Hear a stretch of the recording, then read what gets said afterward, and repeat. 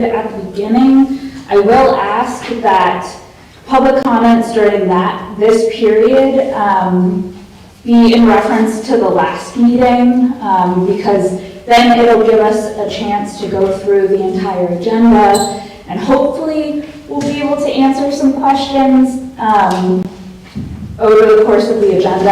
And then there's another public comment period at the end. Those comments can be from the past meeting, any outstanding items, but also that public comment period can be for any of the items on the agenda. But I will open it up for public comment if we have any.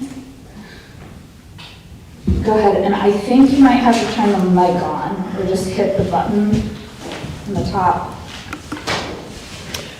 Yeah, Valerie Schultz. Two quick questions. I think one of the things you covered at the last meeting were stakeholders, and I think someone mentioned about the Honeybrook Borough Police. Since the township does not have a police department, we have state police. I think it might be important to include them as well in the stakeholder discussions. The other thing is, I think Gary brought up at the last meeting about reviewing what had been accomplished since the last comprehensive plan. I just had a question. Do you guys provide like a dashboard on this plan of what was accomplished previously, and who's keeping track of that? Do you guys keep track of that as a conservancy? So we don't. I did send it out, so the township keeps track of it, the borough keeps track of it, and as we go through the process, one of the agenda items is just looking at what was accomplished for the specific topic we're covering tonight. But we do have kind of just a document that has what's been worked on, what's continuing or ongoing, and then through this process we'll determine what might no longer be a goal for the township or the borough, or something changed and it's no longer feasible. So nothing like that will get included in this new comprehensive plan, right? That's just something you keep behind the scenes. Yeah, and we can I'll provide that with the permission of the township and borough, just kind of the status update from the past plan. But this update will basically identify what things from the last plan we want to carry forward, and it's kind of a slate wipe in a sense, where we'll look at everything from the past plan, and it's kind of red, yellow, green type things, where green will keep going forward and those items will be included in this update. The yellow maybe are things that we'll evaluate through the process, and the red is an opportunity never happened, or there's no longer that opportunity. We'll just leave it in the last plan. I just think from the public's perspective, it would be helpful to know that the document previously, like to know where it stood, that it was actually useful, and that everything was accomplished, so that there's confidence that this one is going to be useful. Yeah, and you will see a snippet of that as we go through, and then each subsequent topic. So most comprehensive plans, they follow a similar format. You have the same types of topics in them because that's a requirement from the state. So tonight we'll look at what was accomplished from the last plan for natural resources, open space, and the Parks and Rec. And then we'll just do that review for each of the next topics. But it's a lot of reviewing, so we broke it up into topics. Okay, thank you. Yep. Any other public comment before we hit the ground running? Okay. So I will shift. So the next agenda item, we have I just want to get a game plan for the community visioning that will take place according to our schedule. We have September marked off for kicking that public engagement off. So that will be kicked off usually with a community visioning session and then a community survey. So we'll hit the visioning first because we have two different formats that we can follow for this community visioning. And so since this will be taking place in September, Rob and Beth will be overseeing that process.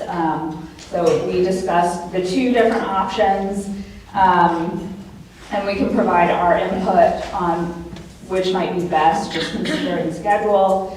And then I want to go over the survey so we can get that nailed down and ready for the public to take. So we have two options. The first option is kind of our traditional approach. It's like a traditional public meeting where we would schedule a time, a location, whether it's here at the township or at a park or at the borough or another location. And how we typically do these, we shifted from a more traditional like presentation with activities during COVID when you kind of had to stagger, and it seemed to work a little bit better to do fully open house style where you invite the public to come out for between 5 and 7, and then people can swing by on their way home from work or after dinner, and you're not here at a specific time. But then with the open house style, we would have different stations. So I have the different stations outlined here. Kind of just the first is a getting to know you and getting to know the process station, where we just get people's names, where everybody lives in the township, just an overview of the comp plan. The station 2 would have printed copies of the community survey, QR codes for people to finish later. And then we have a third station where it goes a little bit more in detail that it wouldn't necessarily be questions that we ask on the survey. So this would be additional questions, but we have a map for people to identify places they love in the township and borough. They can interact with the map, highlight areas that need improvement. We would have the future land use map from the previous plan for people to respond to. Then we have some questions on preferred outcomes. So what would the community like to see in the township and borough? Then future land use, is there anywhere that needs to be changed or adjustments made to the last? And then we have we set up bags and everybody's given, I guess it would be Honeybrook bucks. And you're given the opportunity to say, hey, I would like to invest $20 into Parks and Rec, or $20 into transportation improvements. So you can kind of see if everybody's given 100 Honeybrook bucks, where they would want to see that money spent in the township, on what facilities or topics. And then we just have a bunch of boards with maps for people. So that would be kind of the traditional approach. We can schedule that at a time that best works for both the township and the borough, and that would be joint. And then what we have done in the past is piggyback our community visioning session on an existing community event. So when we do it that way, we're kind of constrained to a table. We keep things a little bit more simplified. It's a way to promote the survey, but then we would, instead of having huge boards, we would have maybe 11 by 17 maps or paper to engage with for the public. It's just a little bit more compact. But the Conservancy is not available to piggyback on Harmony Day, which I know is kind of one of the big events in September. From the last plan, that's where a lot of outreach happened. But we have a big event that day as well.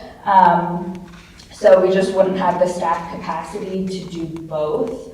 But what we were going to suggest for Harmony Day is we can develop a poster that at least promotes the survey. And if there's like a good spot or a couple good spots to set that poster up, we can, print a bunch of different copies of that. And then I did identify a couple other potential opportunities. I know Humboldt Park has the Family Fun Fridays. That might be a little tight because that ends in August. So we could push to have everything ready by then, but the last day is also Labor Day weekend, so I don't know what the attendance would be like. Maybe it is well attended, but then the only other option would be August 22nd for us to do a little tabling there, and I don't know how effective that would be. And then the concert in the park at the Borough. Again, I don't know what the style of that event is, if it would be out of place to have a table there, but we could certainly do that. So just wanted to get your thoughts, if you have a preference on trying to piggyback on an event or just doing a traditional open house. Certainly any of the events that I have listed, depending on the date that we select for, if we go the traditional route, we could just use that to promote the survey and the public meeting. But yeah, so those are the two options. Are there any preferences? Are there any other events that would work coming up? I'd say ideally, if you're gonna do the poster board thing, I go to being Park and Rec and Park here at Pembroke. The poster board just hitting at our Friday fun events, it's just a good little touch base Okay. with the community. I wouldn't say that you're gonna get a good number of constituent bases, Okay. but if you can kind of touch on a couple of different things, I don't want to speak for the borough, but I would say that more kind of it gets out there, the better, than rather try to one reach goal event. Okay, so maybe that Family Fun Friday, we can have poster for a public meeting potentially and the survey if we have it up and running. Correct. Okay. Any other thoughts on what might work best? So we were just talking about the concerts. We were talking about the concert in the Borough Park. Is the poster just something that would just be static and sitting there and people would look at it, or were you going to be trying to talk to people as well? So if you wanted us to use that as an alternative to the open house, we would be there to have a table to interact. But also understanding it is a concert night, I'm sure most people would be going for the concert and not to talk to us. Right, we probably have a good turnout and all that, but Okay. I'd always like to talk to Parks and Rec first before we say yes to that. Okay, if we don't use that as like a potential alternative to the visioning, like that we would be there physically, yeah, we would do that modified visioning session. But if that's not, we can do the poster like we would for the Fun Fridays, where that would just be static. Or if you do have like, I don't know if you have a sign-in table or anything, we could provide flyers. No, but I'd tell you, I mean, the posters at Harmony Day, I mean, it's a huge turnout, but Yeah. I don't know if you're gonna get a lot of response from it. Okay.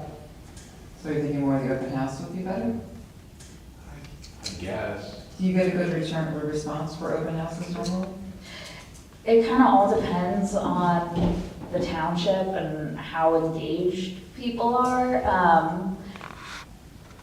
I mean, ideally, we go to where people would already be going, but because we aren't able to attend Harmony Day, that's a bit of a, you know, it kind of restricts us a little bit. So most of our past comp plans, we've done the traditional public engagement route, or where you have a meeting with posters. We've just kind of shifted that just because people are busy and, you know, evenings are already full. So again, it all depends on the community and how engaged you are.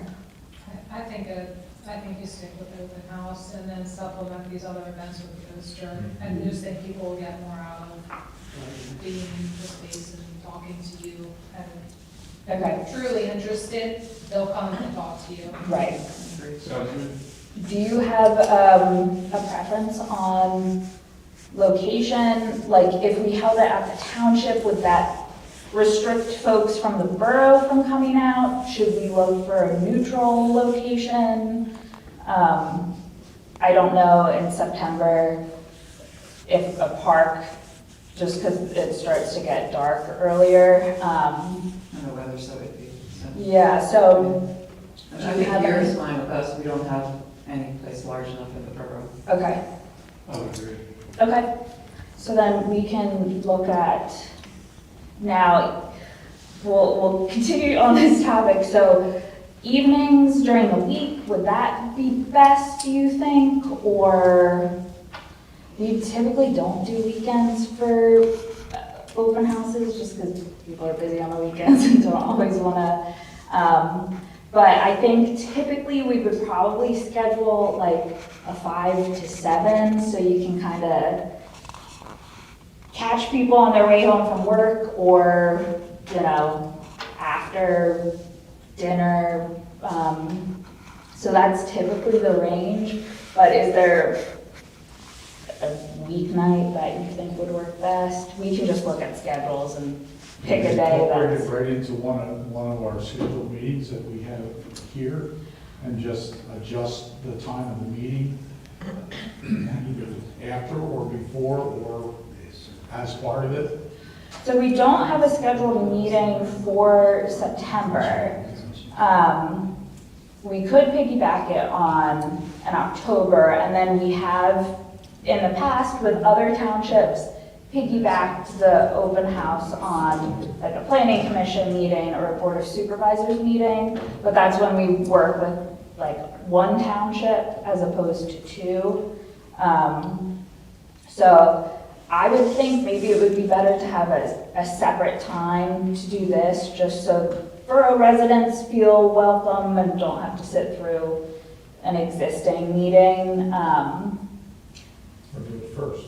Or we could do it first, yeah. Yeah, I don't know what everybody's schedules are, but it seemed like this Wednesday was the most popular. And, I mean, you guys have your meetings, we have our meetings.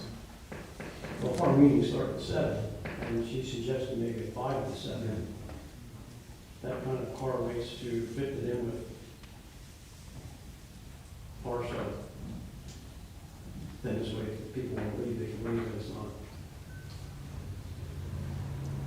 Is there an issue with setting up the room, because you're talking about the different stations, and then they have, chairs would have to be moved out of the way?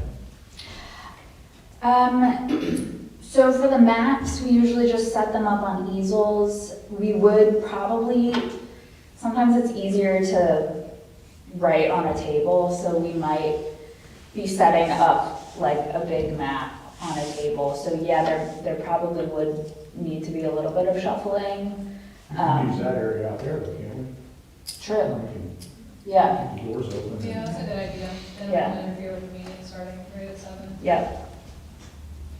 So would you want to piggyback on a board of supervisors meeting or a planning commission meeting?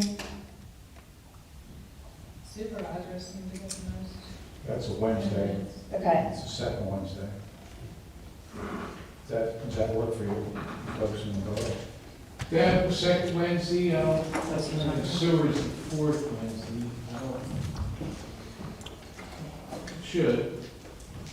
I'll double check. And Sarah, I know that the posters, something you mentioned flyers, I don't know if that's, you really be able to print off and, like, for instance, borough businesses, distribute that way. Yeah. As an advertising item too. Yeah, we can do flyers just in advance so that you have something to pass out at your various meetings. That would be helpful. And at that meeting, that's when we would encourage folks to fill out the survey. Yeah, at that meeting, we can provide flyers for the survey too, just with like a little QR code. But then we would also have paper surveys to fill out as well. Yeah, if you don't mind, I just have a bunch too for borough council meetings before and after. Sure. Read the literature there. Yep, That's probably the best way. so flyers and surveys, or we can provide the township and borough just a stack of paper surveys to pass around as needed too. Is that survey gonna give a summary of what it is, so people understand what they're looking at? Yes. I think that's what the flyer would be helpful for, it's like an add on this. Yep, and the survey will be offered both paper and online, so we can provide a QR code for the Okay. online version. But if then someone requests having a paper copy, we would just then need to get them from you, or you would need to collect them. No problem. So, second Wednesday of September, 5 to 7. Okay. Okay, well, okay. We also have a workshop the first Wednesday Okay, for a budget workshop, so there will be a workshop another, the first so Wednesday. we can, But you don't want to have that in the workshop night, do you? Well, it's just gonna be a budget, the kickoff for the September workshop is just kind of where we're at year to date, just kind of like a summary of where we're at. Those are typically shorter because that's gonna be the only agenda item for September, what time is the workshop? 7 o'clock. 7, so we could still do If a you still 5 do to the 5 to 7. 7, you can still set up a little bit in both, that's usually not well attended. We wanted to stick with it, we potentially, if Michael doesn't happen, or live, or anything can step in. Yep, Because I do think a regular board meeting would be better Best. attended, yeah. yeah, we can plan on the second Wednesday with the Board of Supervisors meeting, and if we have to pivot to the first, we can, depending on our staff capacity. Borough schedule's open the second Wednesday. No other committee meetings or anything. So that works for you? Okay. Should be September 10th.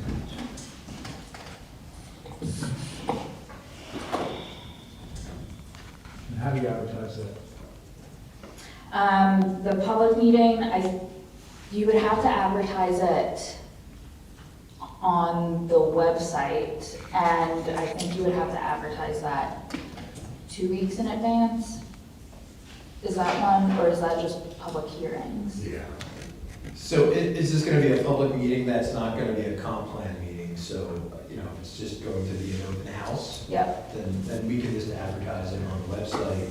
We don't have any legal requirements because there's no deliberation. okay. But then if it's taking place September 7th, we would advertise it via flyers or posters at the, well, we could do the September 7th. 10th. Well, but the concert in the park would be the 7th. So that would happen before, so we could advertise it there, just via poster. Same with the events at Humble Park. We'll put it on our website too, Mhm. all that, I'll bring it up in the announcement of the meeting, all that, so. Okay, great. So we're all set for public meeting, it sounds like. Now we'll shift to the survey. So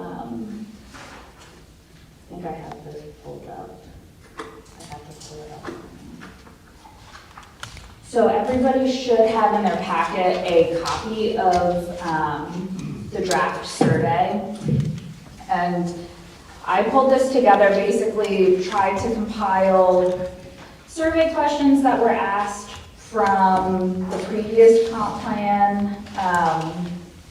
And then most of the questions are from the previous comp plan. There was kind of the last comp plan had survey questions from the 2007 comp plan, and then they asked a couple additional questions for the 2015 comp plan. So I kind of pulled from both places, and then pulled a couple survey questions that we typically ask when gathering information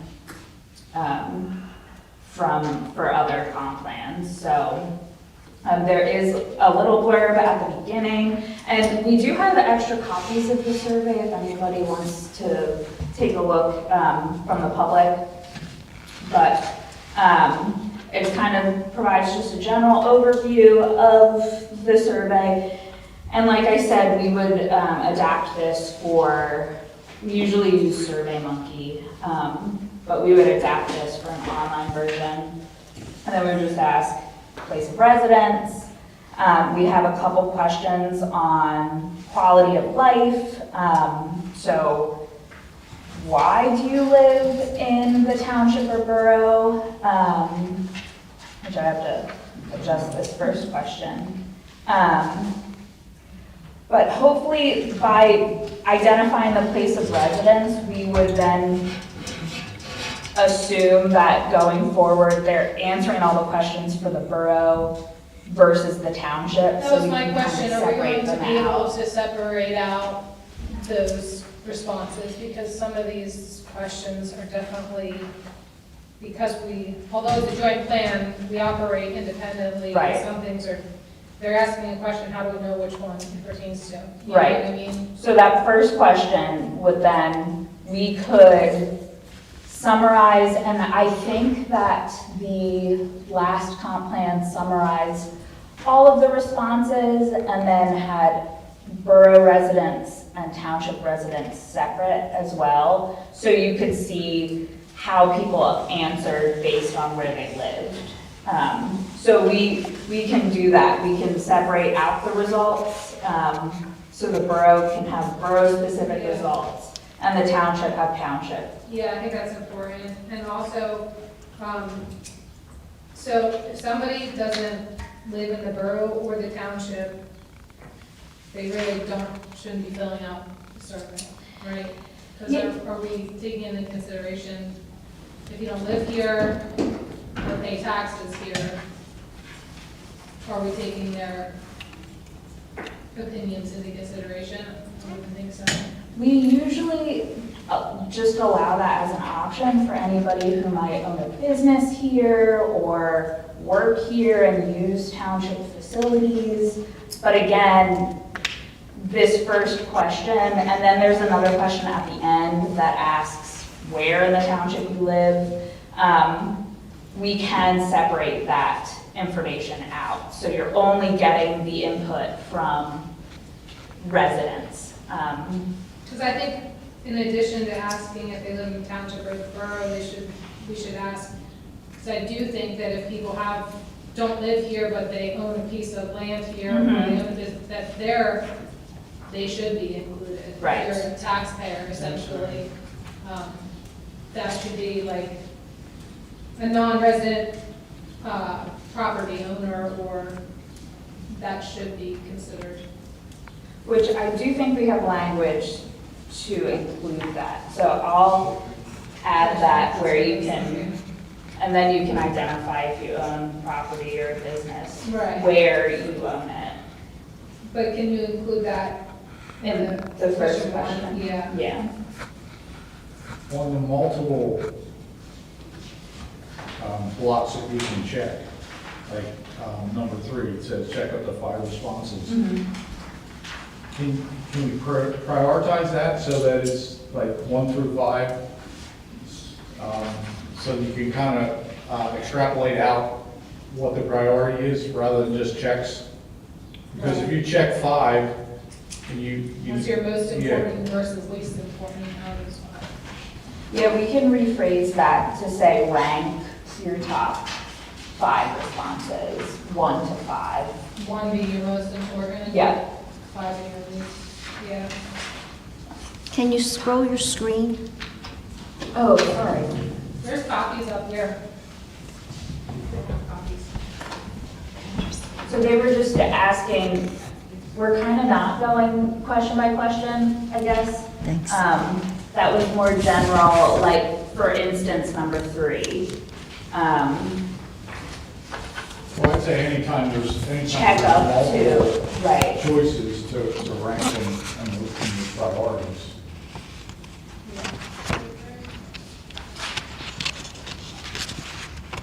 Can we go question by question shortly?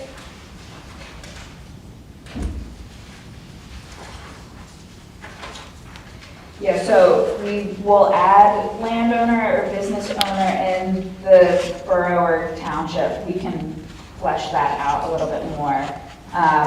The quality of life question asks why you originally chose to live in Honeybrook, and then lists. Can we add safety / lifelong crime?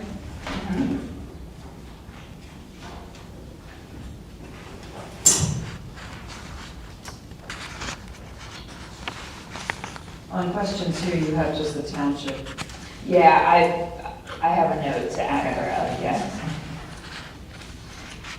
Anything else to add under number 2? I wrote down good place to raise a family. Okay.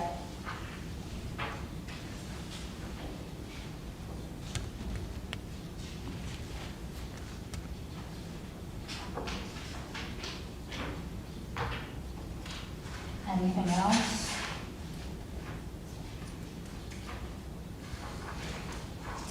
We do have a section for other if someone comes up with a reason.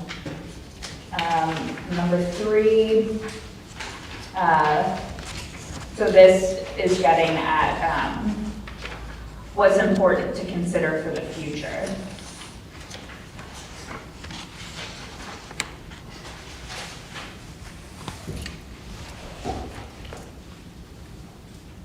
And this really gets at kind of a lot of these fall into the different themes of the comp plan. So open space, farmland preservation, recs, rec facilities, affordable housing, transportation, some down towards the middle are like shopping facilities. That's kind of the urban revitalization and guiding growth section. But is there anything missing from here?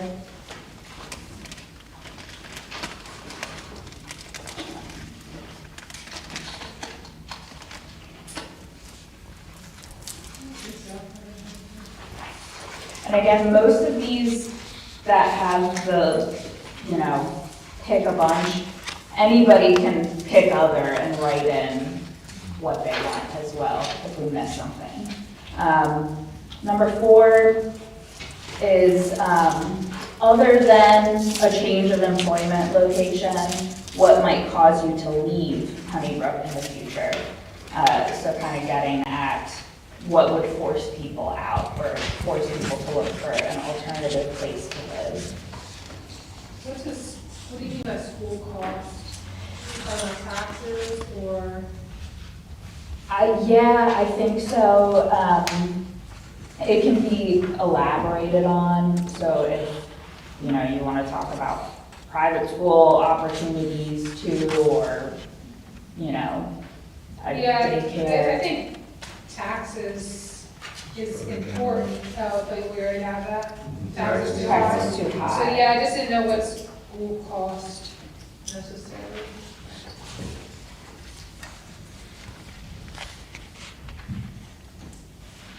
Would it be helpful to ask specifically school district costs versus just general tax questions? parse that out, or would school costs just file under taxes too high?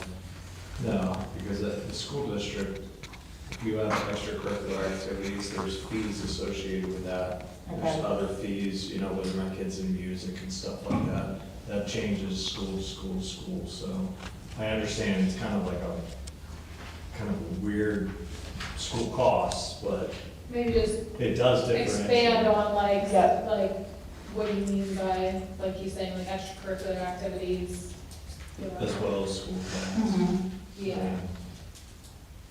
I think you ought to have availability or proximity to private schools.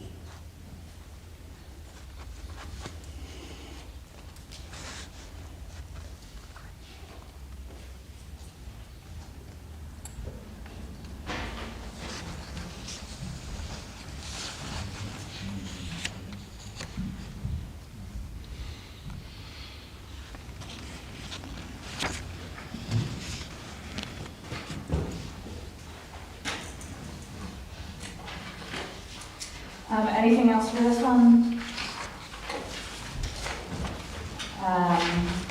So number 5, is asking, is Honeybrook a good place to live for each of the different age groups? So, this kind of gets to, are there enough facilities for young kids or young families? Is it, a good place to live if you're over a certain age, or is there enough to do if you're kind of in that working age?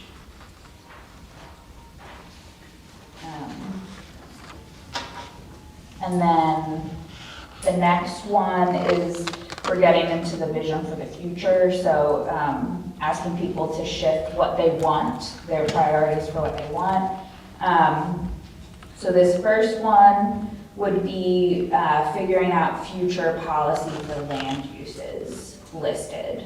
And whether folks want through the, and I'll change this to township or borough, but whether folks want these things promoted, just maintain the status quo, or limit certain opportunities. And is there anything, there is more on the other page, but is there anything missing from this list? Does senior housing mean like a retirement home, or does that mean like 55 plus community? I think it would be both, so, Maybe separate those out. okay.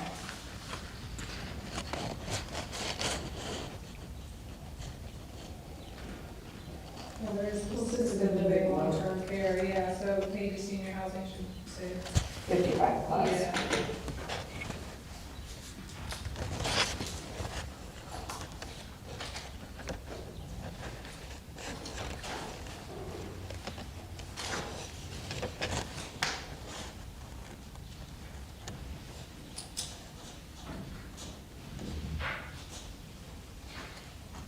Anything else missing from this list? What are employment centers?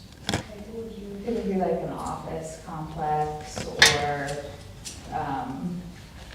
a large We already have office uses. shopping center. We have large shopping center. I just didn't know. What the difference between that? Yeah, it just seemed redundant. Yeah.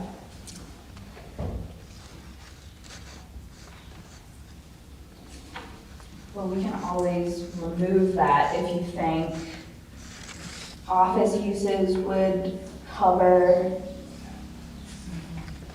because if you feel like it's redundant, I'm sure people taking the survey. Yeah, it was just my first thought, like, how is an employment center? What is that? How's that Be a different? place you go to request a job, Like the career link or something? Is that what you're talking about? something like that, or it could be as simple as, where it's a placement agency. Still office though, I would think, like in terms of land use, it's not really any different than, It's because it's the future, so if we're thinking that potentially we have occupants, and people that are struggling to have a job, that we would actually promote and have that for the future, if there is a Yeah, that's fine, we can leave it. We'll just- And we can always, if we want to highlight, you know, centers to help people find jobs, we can highlight that as like an example. I guess the question maybe that you're leaning towards is how far down the rabbit hole. Right, are we getting into Yeah. specific, Yeah. like, businesses, or are we just saying business, you know what I mean, Right. uses, because we're talking about land use? Right. I don't have a problem removing it. I think the office uses, I mean, we can even office uses / employment centers or something like that to consolidate a little bit.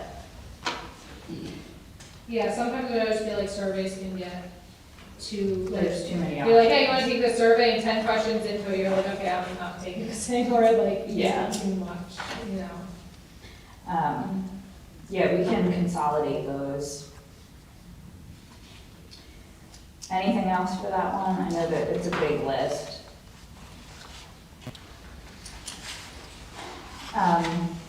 The next question looks at biggest problem facing Honeybrook. Can you add state road meetings? Yes.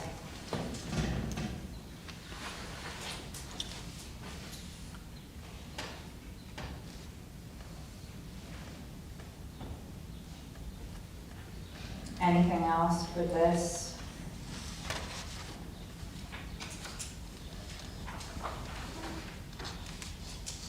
And is this a ranked question?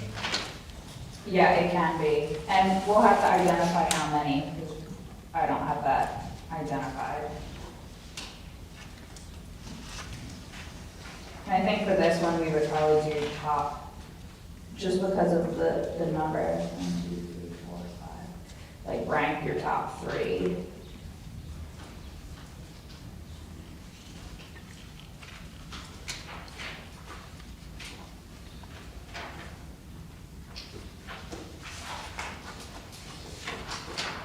Sorry, I haven't been scrolling. So managing growth efficiency effectively, would that be interpreted to maintaining a sustainable tax base? They'll fall into that? Yeah, it can. It would be kind of not letting growth, you know, overtake things, you know. Transportation would then be impacted, but you do need to have some growth to maintain tax base in the right place. I see this particular question being a lot of the others, where they're going to specifically call out something as their number one. And then Really, I mean, my thought on why I asked that was like losing a major employer, even though we really don't have major employers in either the borough or the township. Making sure they stay. Well, that could be, Or fall into that category. unless we want to add a loss of employment opportunities or something like that. I was going to suggest that your lack of local employment opportunities, if you're trying to live and work in the same location.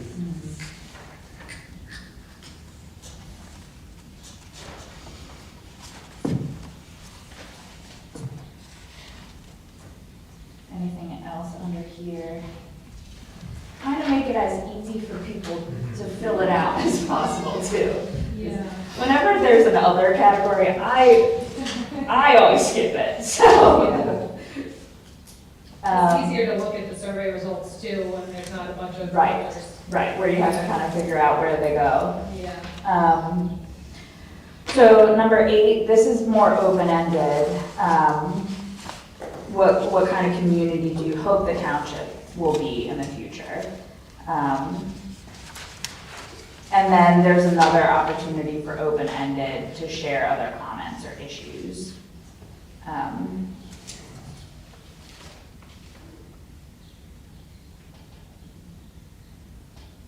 those okay? I don't know. I don't know if you could make them the same. Yeah, I was just thinking the same thing. Yeah. Maybe you could list, instead of 8, 9, just say, how would you make Honeybrook Township, Honeybrook Borough a better place? A better Right. place. Yeah. And just cross them both out. Or what if you have a category for the township and then have the same question for the borough? Yep. Yeah, that's a good idea.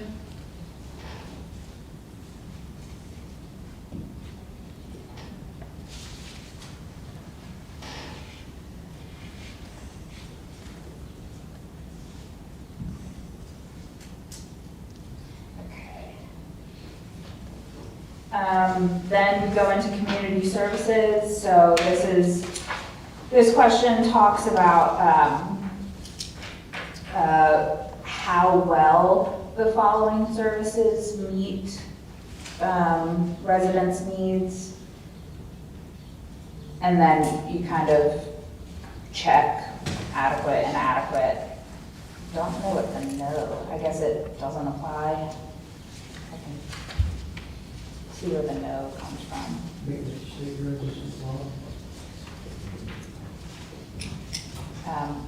And then these are organized by township provided and non-township provided.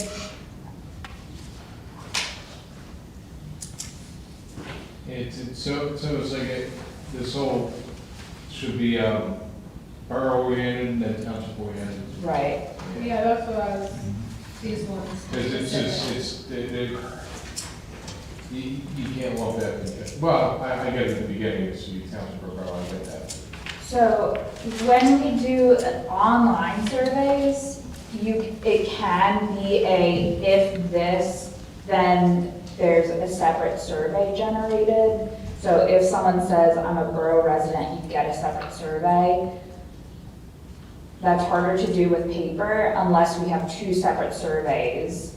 One that we just give to the borough and one for the township.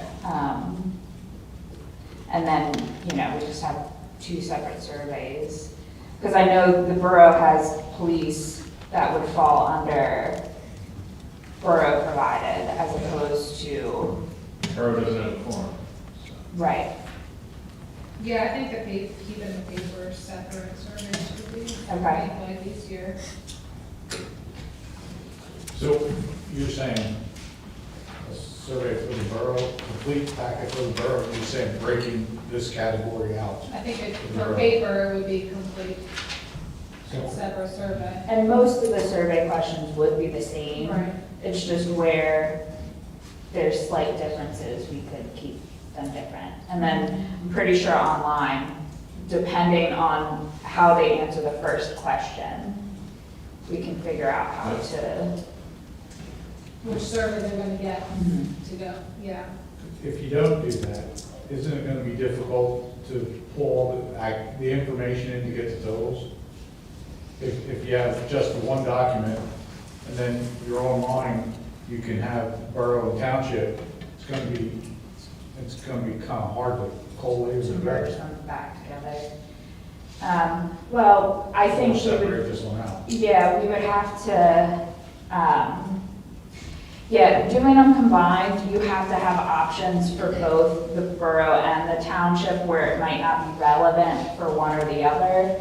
But doing them separately, you could cater it a little bit more to the borough, but some questions we wouldn't be able to collate back together.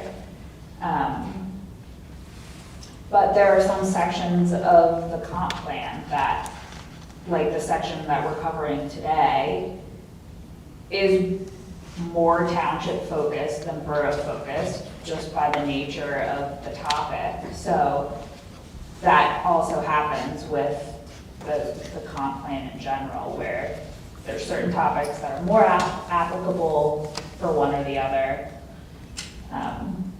So yeah, it's up to you all. So what do you want to do, have separate paper? I'm more right to say separate, because I think if you combine in one, this is already a difficult type of Yeah, so paper packet for someone to go out, then you're gonna have to kind of decipher it too. I think you're gonna get a lot of not doing it or just, And we can also eliminate questions too, if you want it a little bit more streamlined. And if there are any questions that, you don't feel like are straightforward enough, or really answer questions that would be helpful for the task force to have input on. Because, yeah, we do want to try to keep, I think right now it's at like 20 questions, or give or take 23. So if there are any questions that are just, we want to get it down to 15, because, yeah, people get survey fatigue very quickly. I think less questions is better, and give a lot of options in each of these questions. It's going to take, I would want to sit down at my desk in a quiet place and do this survey. But trying to do it when you're at a concert or Right, Harmony Days is not going to be, you're not going to get really good input. right. Yeah, I do think from the borough side, I think our residents are very straightforward in what they want. You could pick out an eighth of this, just from hearing residents for how many years, what they're gonna pick, but, yeah, this is, it's good, but it's definitely a lot. Right. Do you want us to give you input, what questions we think would be not as relevant for borough that we could remove? You Would that can, help? yeah, and we can do that now, or if you want to put your heads together and just shoot me an email. Why don't we do that? Do that. Yeah, then you guys can give me some feedback and I'll send you an email. Okay. Okay.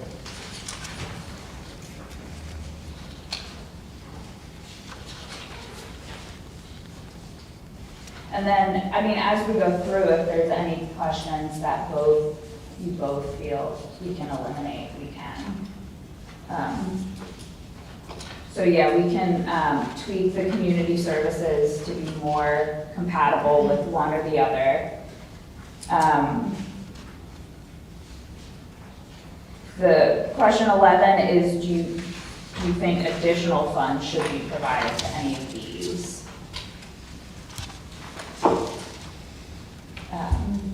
I don't really like that question, because I don't think it's specific enough to how much additional funds.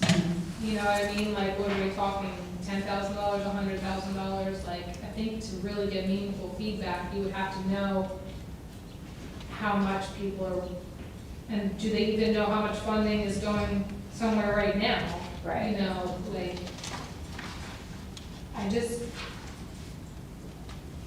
I don't see it being targeted enough of a question to provide meaningful. Well, we can always combine 11 with 10, because in theory, if a resident feels like a facility is not getting adequate, Right. they're not getting adequate service from a certain thing, You can it's, assume that they would want more money to go to. right, or that be a higher priority. Right, yeah. So we can pull, because I don't know that there's a 1-for-1, so we can pull whatever's not already listed in 10 up to 10, and then eliminate 11.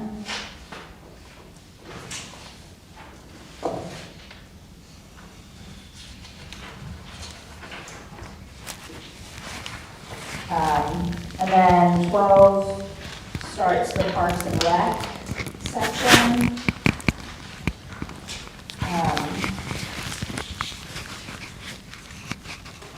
This part, I kind of felt like, why is it important to us how often people go there? They're in North Springfield Manor, because they're not in the township, like,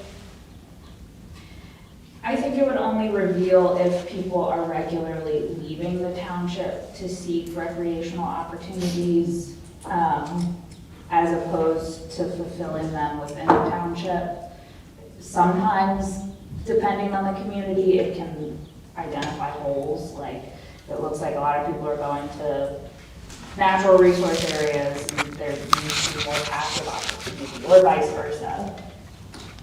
Yeah, actually, like, this is close enough that if they're gonna drive to them, whether they're in the township or Yeah, California. if we could eliminate like 12 and 13, I mean, like, your skate parks packed, our pickleball courts are beyond packed. You know, the playground's always getting used. Yeah, we only have one, we just have a park, that's why I'm having. They get used a lot. But, it's just some food for thought, I'm not saying do it, but. Are there alternative parks and rec questions that you would want to see in here, like what facilities are missing, or opportunities Did you for? get that, Yeah. combining 10 and 11? Well, when you get to 13, I kind of ask what people want to see in the park, right?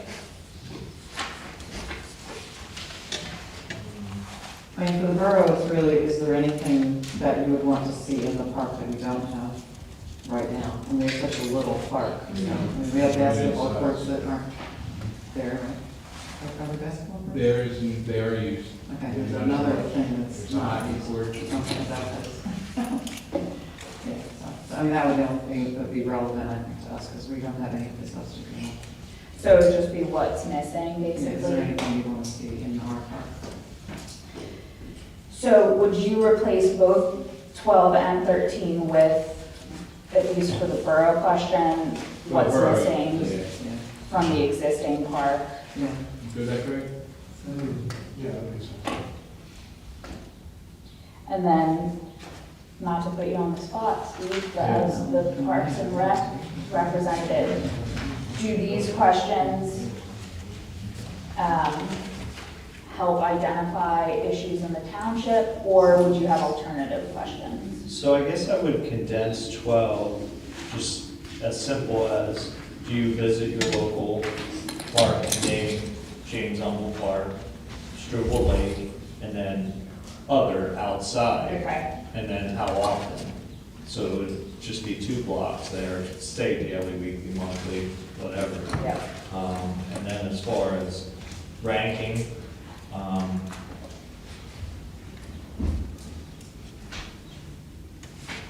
you could probably consolidate those, I don't know what you'd pick out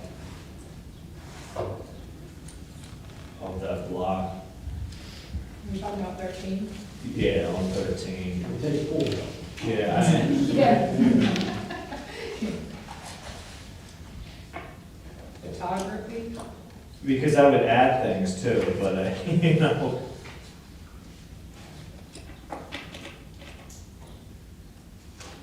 I mean, it could be passive recreation versus, you know, sport fields, multi-purpose fields. Other, I don't know if it has to be so Specific. specific. I mean, sometimes the specificity gets to what people actually want. Right. But I do know you did just you finished a open space and rec plan. Yeah. Which would have got, It's a jump plan, James Humble Park Master Planning, that we kind of identifying that. But, you know, since it is a comprehensive plan envisioning, you know, it's what it's to be, you know? So if we're short at James Humble, then we can identify that for additional open spaces or park usage. Yeah, I kind of like having the specifics, because it will guide a future park too, and what people want. I think volleyball should be on there. Well, that's what I'm saying, you could keep adding, not subtracting. Yeah, that was the only, I noticed that, and, You know, like a CSA could be on that, something simple like that. Although I think we just covered one. Yeah, I would want the borough residents to think that they could get some of these things. 'Cause we hey, already do you have- want this? Sorry, you Yeah, can't have it. sorry. 100 people say they want to do different anyway, sorry. We have pickleball benches in a pavilion. I like basketball. We have bocce courts. We'll do. We do. unless it is just the way that the borough is simplifying where it's just a what's missing. And it can be, I mean, with this type of thing, I think the open-endedness would, people know, like, a baseball field is missing. It's not like an open-ended, long comment question. Yeah, yeah, for the borough, it makes sense not to have all these specifics, but I think for the township, of the idea that maybe we will have another park in the future. So leaving this list and then having the other option where people. Yeah, I think so. Okay. And I can remove pool and photography. The photography was on another thing, so I just left it, Is but. it flash photography or just photography? Don't know. But yeah, I think we can eliminate that one. Okay. So are we good with those two questions then? If we consolidate just to in the township and other for the 12, and then with the borough, we'll just ask a what's missing for Parks and Rec. And then 13, we'll add volleyball and community garden for CSA. And then remove photography and pool and have the other option. Okay, and then transportation, we have if you drive a vehicle or not. And then transportation needs with a whole list. And this would be top 3 we can rank. What is the purpose of asking if they drive a vehicle or not? If transit would be needed or other facilities like trails. Yeah, if there needs to be something provided to those who don't have a vehicle. So I was just thinking, like, how do they get around? Like, I was thinking you could ask, The one that used to use by the Amish, if you get a bunch of Amish going out this morning, they'll always say no. right. We do have, So I was gonna say, like, do you bike, do you use a car, do you use a horse and buggy, or do you walk? Like, what is your mode of transport? Because they're doing something, which Right. one besides a car, and that would kind of tell you if it's Amish. They're Or saying horse and or buggy. vehicle, horse and buggy, other.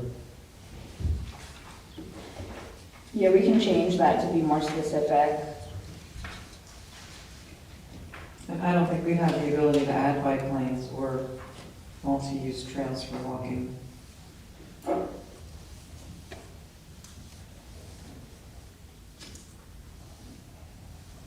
Yeah, adding bike lanes anywhere would be challenging.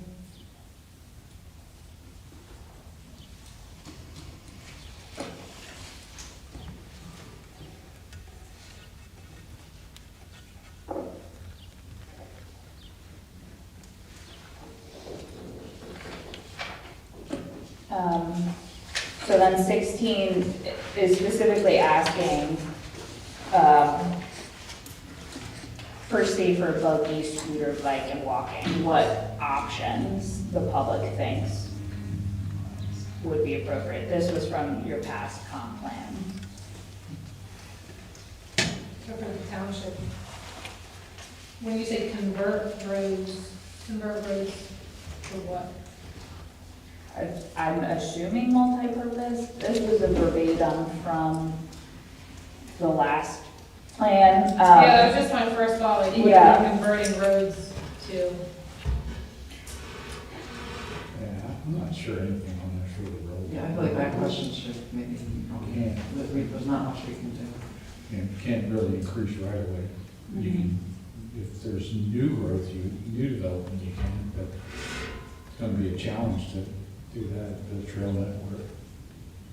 Yeah, I don't know. Yeah, we can remove it. I only included it because we asked it before. And then it's an open-ended question to ask people where they feel are road improvement requirements or where it's dangerous.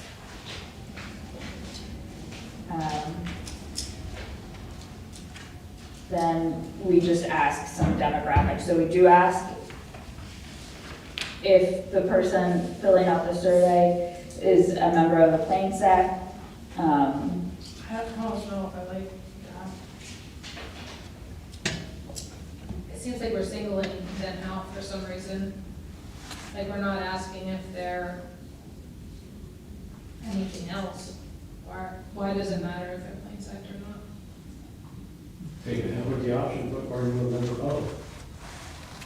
And then, But what difference does it make to us if they're members? Like, in the terms of just filling out a survey, why do we care if somebody's Amish or non-Amish? Take it out. My guess is they're not gonna many Amish gonna fill some anyways. I just feel like it feels a little invasive. I guess the only, so this was also from the last survey, and maybe the only useful reason would be to know that you reach the community in some way, that you did get feedback. We ask them how they get around, and they say horse and buggies. Well, fair. so So, I think if yes. you dissected, probably that was the initial intent, if you dissected enough, that would make you understand how they answered some of the other questions. Safety questions, or transportation questions, or recreational questions. But we're not gonna know. But at this point in the game, that may not be, I'm just thinking that if that was put on there before, maybe that was the intent before to look at. But when you're looking at the results, you're not gonna know if they were plain sect who filled out that survey or not. So how would you determine what influenced? Do we have the results of the one that was sent before? Yes, and I think they were included in the comp plan, like the appendix. So we could look. Be curious to see how many responded. I do think there were responses when I was looking through it, I just don't know enough. Yeah, I just don't think it's appropriate to ask people if they're. I don't think it matters. Yeah, that's what I'm saying, in terms of you're completing a survey, why does it matter if you're Amish or not Amish? Yeah, we can remove it. And like you said, if we're drilling down into the types of transportation that people use. You can get an idea of Mhm. how many. Well, that's if we wanted to create a whole other, survey for just the Plain Sec Amish. But it is a very unique community within our township and our borough. Right. Yeah, But absolutely. yeah, I mean, they have unique needs that we don't have. I don't want to dismiss that. I mean, that's not really a bad idea because a lot of this content right here could be just too much. If it could be succinct, call it 10 questions as opposed to 20 and streamlined specific for them. I'm just throwing it out there.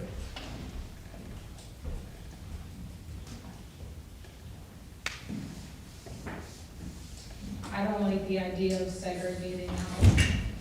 Well, we're doing it anyway with the borough and the township. We're already modifying it. Right, but not based on, like, religion. You know what I mean? Like, that's all, they are unique, but there's still people who live in the township, just like, We're potentially, maybe. yeah. We tried it. Fair enough. So are we all good just removing this question and we can kind of parse it out? Yeah. And then 19 is how long you've lived or owned property. And then what type of dwelling you live in or own.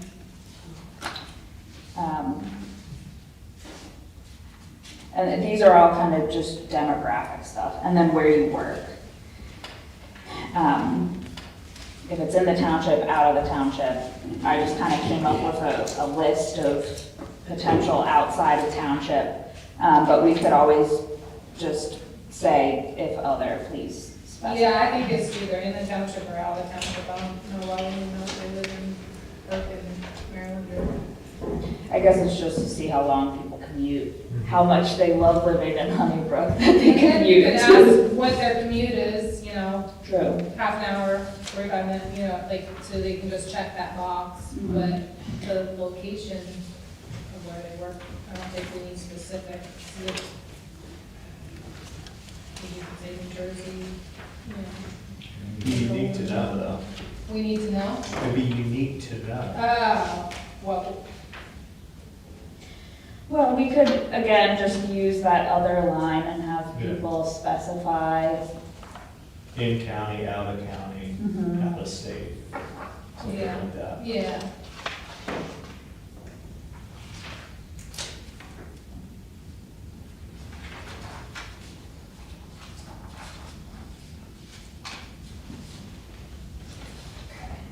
And then last couple questions. The map is just identifying, and we can draw lines to actually quadrant this out, but identify where in the township you live. And it would just have people select. If we just do township, we would remove borough, and then we can just divide the borough into quadrants and ask the same question. Do we need to know where they live in the township? Up to you all. I'm just curious, like, I'm just trying to eliminate questions that really aren't gonna give us, does it matter? I don't think it matters for us in Well, the borough. borough is more So, yeah, and we're gonna know who's in the borough, but Question one. in the township, does it matter what quadrant people live in? How does that help us? It can be used to identify where the person answering the survey is located in relation to certain services And or, are we gonna go there? I mean, we're not looking at individual surveys, so we're not gonna know if somebody who lives in the eastern part, what their answers were. Can you, you drill it down? Can you distill it like that? In the southern say, there was 2% that thought open space mattered. Like, can you do it like that? Yeah, you'd have to be, that would be the only thing that would make sense, is if you could quantify. I mean, basically how we would present this would be, 60% of the respondents lived in the South, so you could kind of see trends that way. But if that level of information isn't helpful, I think the township is a very large area, and it would be interesting to see what percentage of people answered. Borough's a half square Yeah, we don't mile, know, I wouldn't apply it to borough, but. just over. I think this is just the easiest question of them all, especially when you're just It's clicking an a easy, box. yeah, it's an easy question, Yeah. sometimes I just wonder. What's your dividing line? It's hard to even see that map. Well, that's what she said, she'll have a, we would just make quadrants. So we would color code this map to actually identify the dividing lines.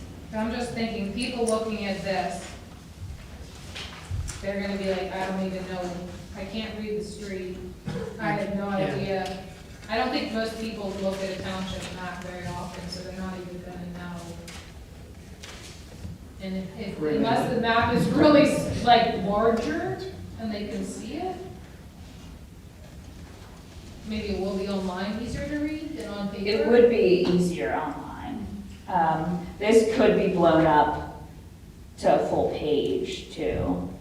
I just didn't do that because I was more interested in the content.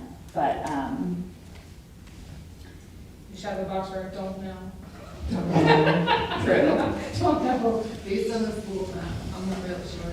I kind of feel like we should keep that because, like, for instance, if you're in the east part of the township and there's only one park and it's all the way up the west side, more people might be making comments for, parks and facilities and stuff that is not even here. So that might be something where people in the east are looking for a park because the other one here is so small and,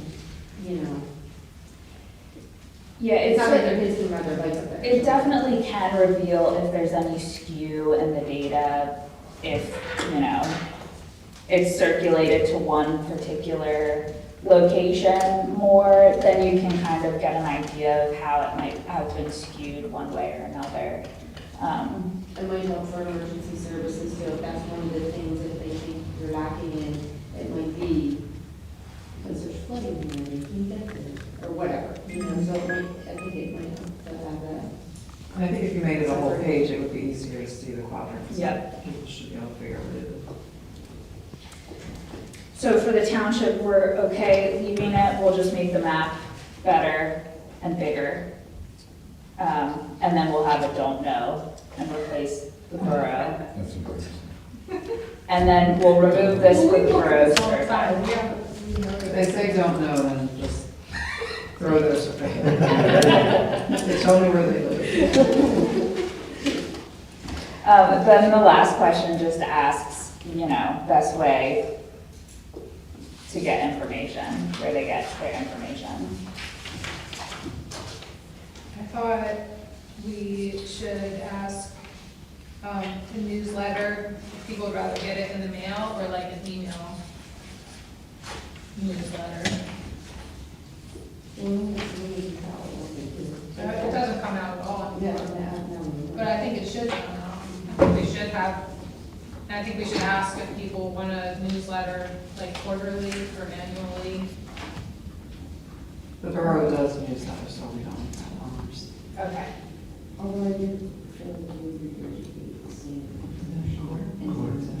Yeah, but I think annually, most townships do like an annual, here's what happened, or here's what's happening.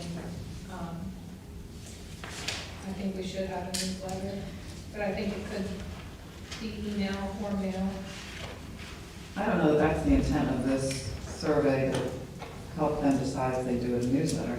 Is that what this question is about? I guess this question is more like how can we share, or the best way to share information to the public.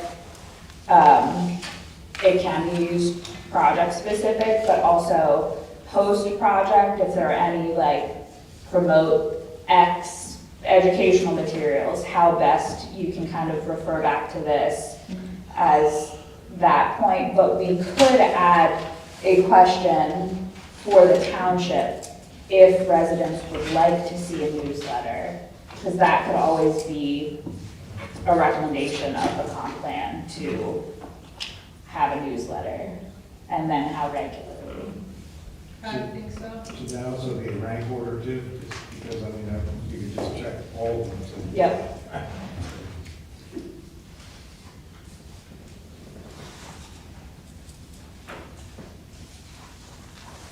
So do you have good enough direction? I think so, but we will, because we have a pretty quick turnaround time for the survey, I'll try to make these edits, and then I'll circulate the edited for the borough and the township, just in case there's anything that we missed, so you all have a chance to review before we, And if there's anything we want eliminated, get it out to you in the next few days. yeah. You want to set a deadline on that? Sure. If you don't have it by the beginning of the week, you're going to need more. That's a great deadline. If people, I will try to have a survey out, or a revised survey with these edits to you all by, I can try for Monday. So if you can get me any additional edits by then, I can kind of shuffle them in. So how are we distributing these surveys? Other than the visioning session? So the online version can be promoted through a QR code at different events, through posters or flyers. The paper copies, on that same poster and flyer, we can identify that if you are a township resident or a borough resident and you want a paper copy, you can pick them up at the township, and return them at the township or borough, so that they know paper copies are available, and then we can just provide a stack of paper copies. I'd be willing to deliver surveys and pick surveys up too. Okay. That would help if we could include that language. I'd be happy to do that. And we can include that by just, if you need a paper copy delivered, just call the township and then they can, They can get it. okay. And I'll deliver it. Are we asking to like one survey per household? Is that the idea here? We typically, I don't think we typically restrict. The previous comp plan did do some sort of weighting system. I don't know how they parsed it out, but they weighted by if it was multiple people in the same household. But if you're an individual, So I need Have- individual. you, yeah, have your own opinions. Some decide to do it by household, but I just, if it was one per household, I thought we should specify. say that. Yeah. But if it's every resident can fill out an individual one. Yeah. When's the borough's next meeting? The 18th. So the township meets next Wednesday. Can you have some paper copies or even a QR code for the folks that come to the meeting if they'd be interested in picking one up? Yes, sir, QR code, and then too, we can have them printed out in borough for the meeting. Okay. I don't know if by next week we'll be able to have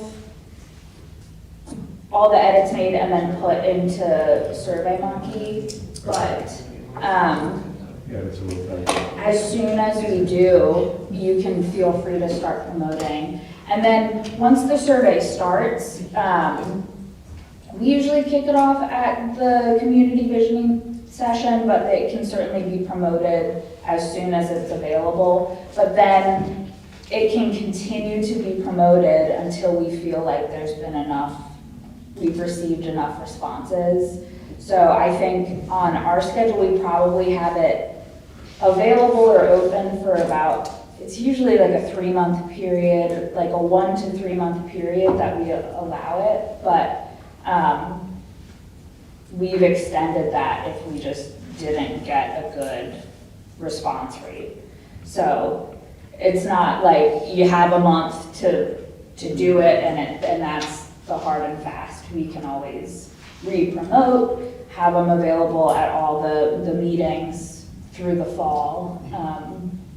And you'll have a link as well, because you'll have the QR code and then a link that they can fill out on their computer. Yeah, and we will provide a link on the project website, which can be linked off on the different municipal websites. I don't know if I missed something, but on the survey, does it say where to return the paper survey? We can identify that. To the- So the Township. township, we'll identify that on the individual survey, so the borough can be returned to the borough and the township to the township. And then you all can let us know when there's a big enough stack to come collect. Yeah, the borough's only open 3 days. Okay. Yeah, more than that. Do you have like a Dropbox We do. mailbox? Okay. So I'll specify the hours for both and then identify the Dropbox. We have a Dropbox as well. Okay, so even on the weekends. Any other questions for this?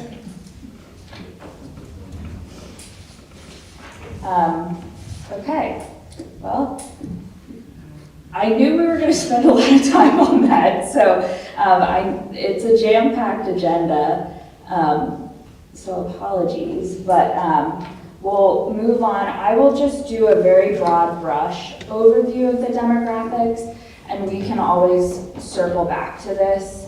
I didn't provide this to you in your packet, but I will, because we were finalizing some things.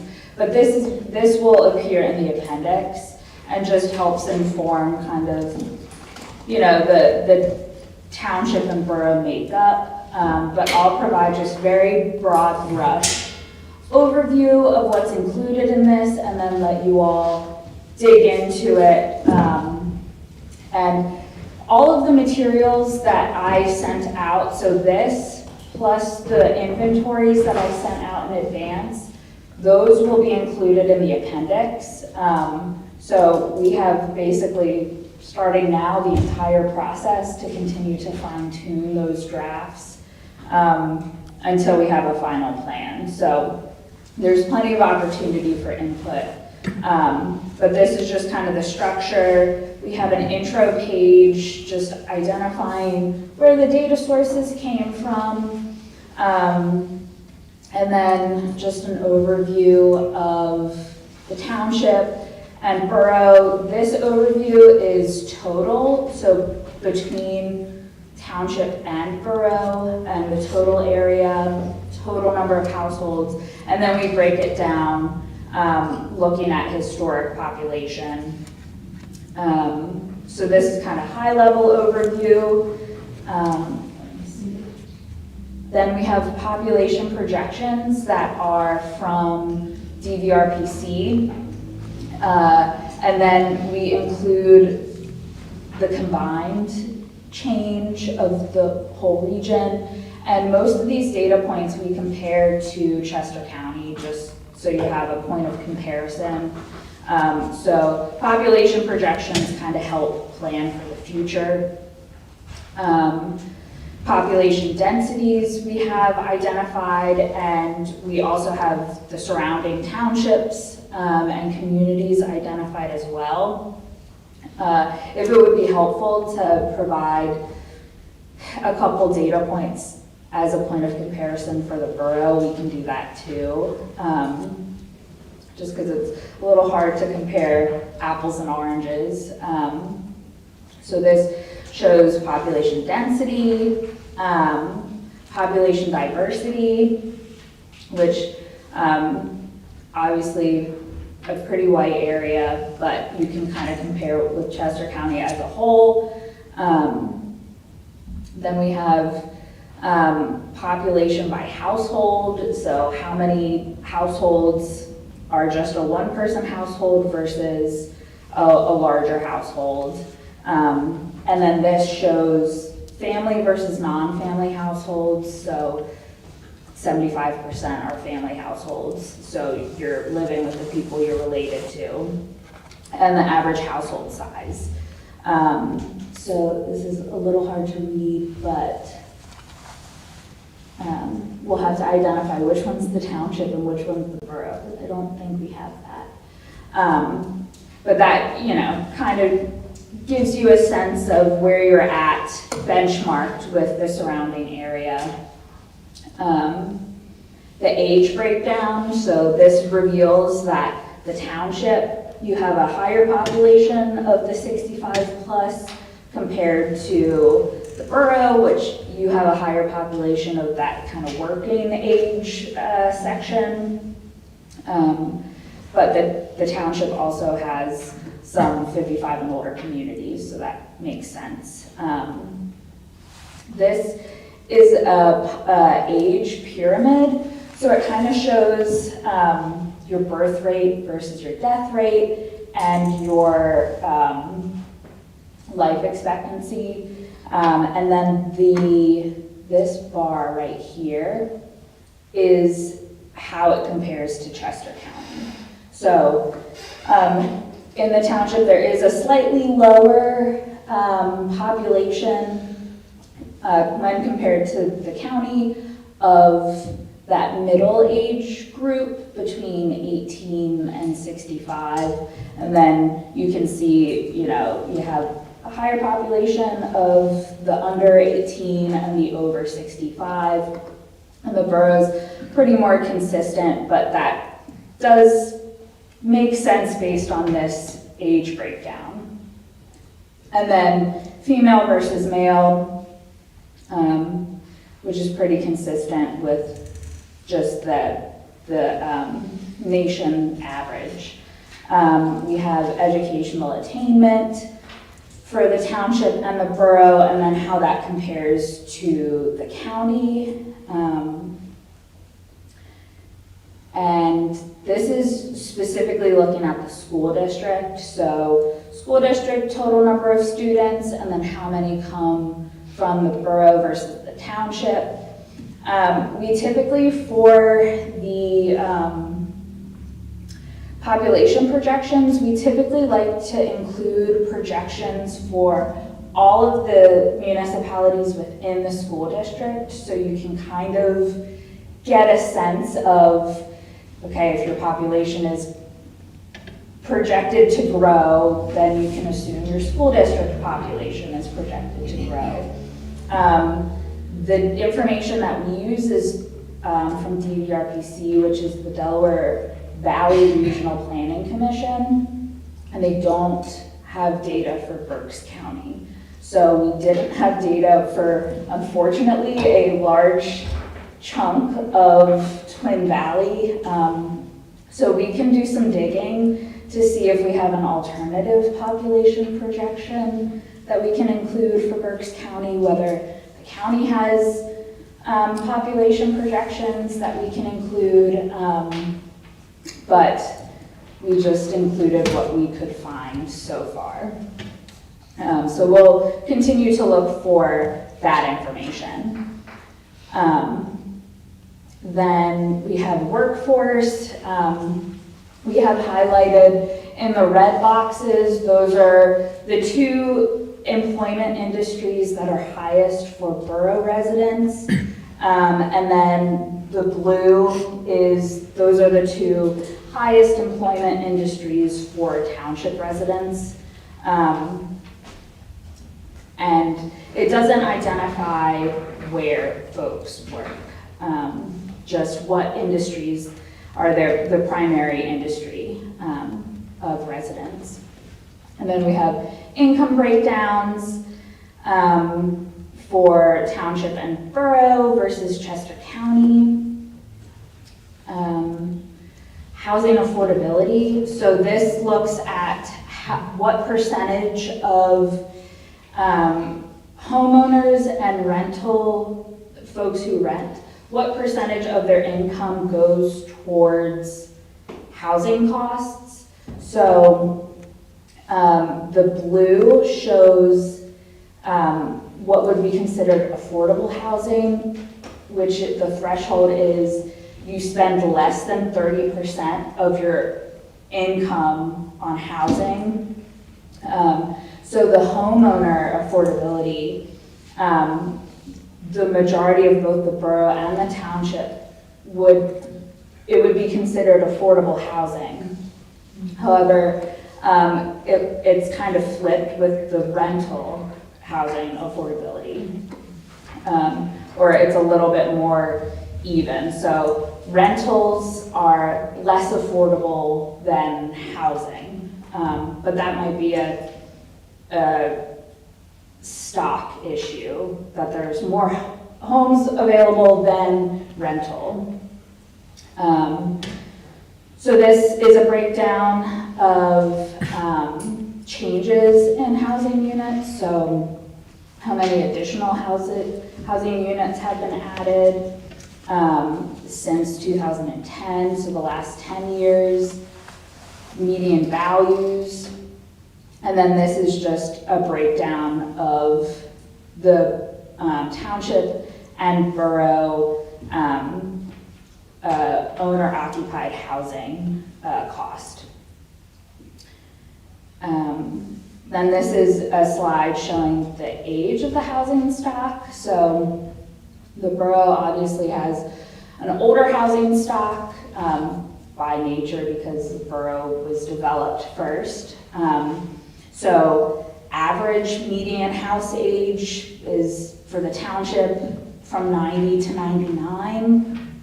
And then the average house age for the borough is kind of 40s to 50s. So that just provides some insight into the age of the homes and potential maintenance. And then we have housing unit characteristics.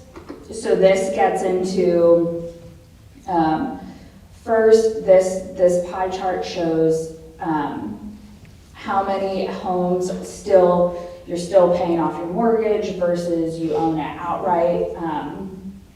And then whether it's, so the dark bar shows whether it's occupied versus vacant, which is this light blue, and then whether it's owner occupied or renter occupied. So it just shows, you know, what the breakdown between owner versus rental and vacant versus occupied. Then this is housing stock diversity. So how many single-family detached, this is combined, and then we have it broken out below. Single-family detached, single-family attached, multifamily units, and then mobile home units. And then this is the breakdown compared to Chester County. And then we provide a summary of the data and just pulling out the highlights of what's unique, what's kind of notable, summarizing the data, and then our data sources. So this will be provided, like I said, as an appendix, and we might reference some of the data points, but it's just helpful information to know when planning, making planning decisions. I have a question, back to the very first screen. Mhm. Did you say is there a breakdown of the borough resident count and the township resident count and then the square miles? Because I think that's important because we're so much smaller. To highlight, Yeah, because you have it all combined together. and Yeah. it's such a little part of it. Can you break that out? So it says here's the borough population. yes, and the yeah. township. Okay. We can. The population, this is as of the 2020 census, so you can kind of break it out, but it's not very obvious, the breakout. And so, yeah, we can break it out the same way we did the median household income. Right. Any other questions? I know I blew through this, so we can provide this later, and if there's any specific data questions or you want us to check a number, we can always circle back. Is this document on the website? I will put it on the That was website. interesting. I'd like to look at it. Yeah. It's one of those things you kind of have to dig into a little bit more. But yeah, let us know if there are any data points that just feel off the wall or don't quite make sense for your community, or if we can present the data in a different way. So does total households is 10,130, but that's like the total population? So households, What's like the population? right, so it's just a little bit, we'll double check that. Yeah. Yeah. 1,700, we are something there. Because usually the household that would be a lower number. Yeah, right, because you, more than one person lives. Right. Yeah, so we can double check that number too. Mostly with people. Yeah, a lot of people living it up in their own home. But yeah, I will send this out and put it on the website. So again, as you're going through, if there's any other numbers that kind of you have a question about, we can circle back to them. Okay. Moving along, I just want to get to the high-level overview. Instead of going page by page of those inventories, it would be too tedious, so we created a PowerPoint just basically looking at the maps, and you all have to share a set of maps.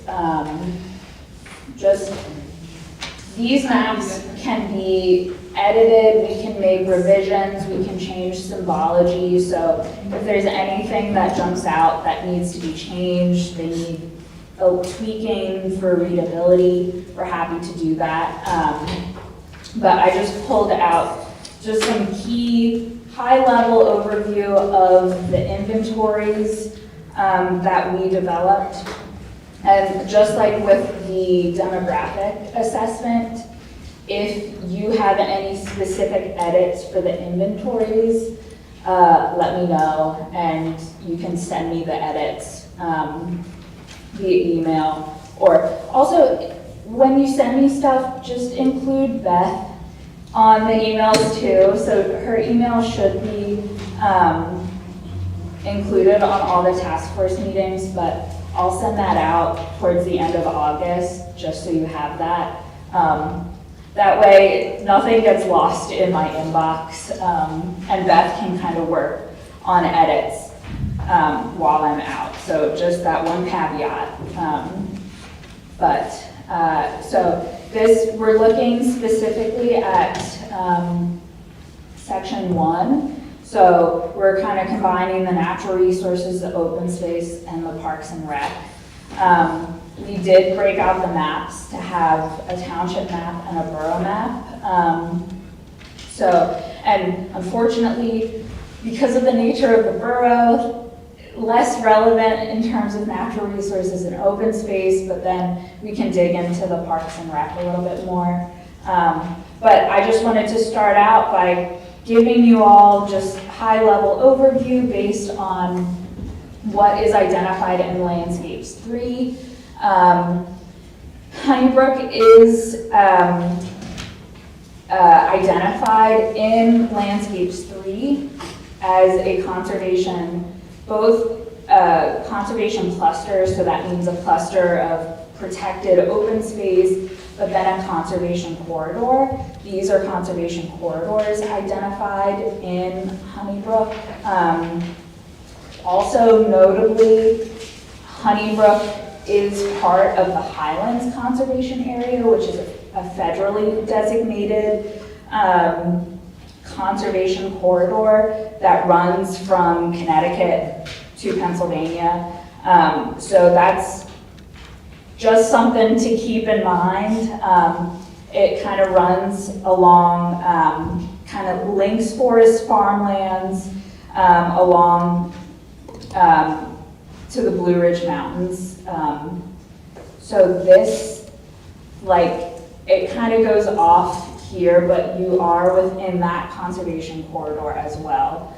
And then this was also in a map in Landscapes 3 that identifies exceptional value and high quality drainage area. That's because Honeybrook is mostly headwaters of the Brandywine. And there's several other, so you have, it looks like this is sources of water supply. So the Brandywine is, and I'm sure you're all aware, but a water source for folks down in Downingtown, and as you go down all the way to the city of Wilmington.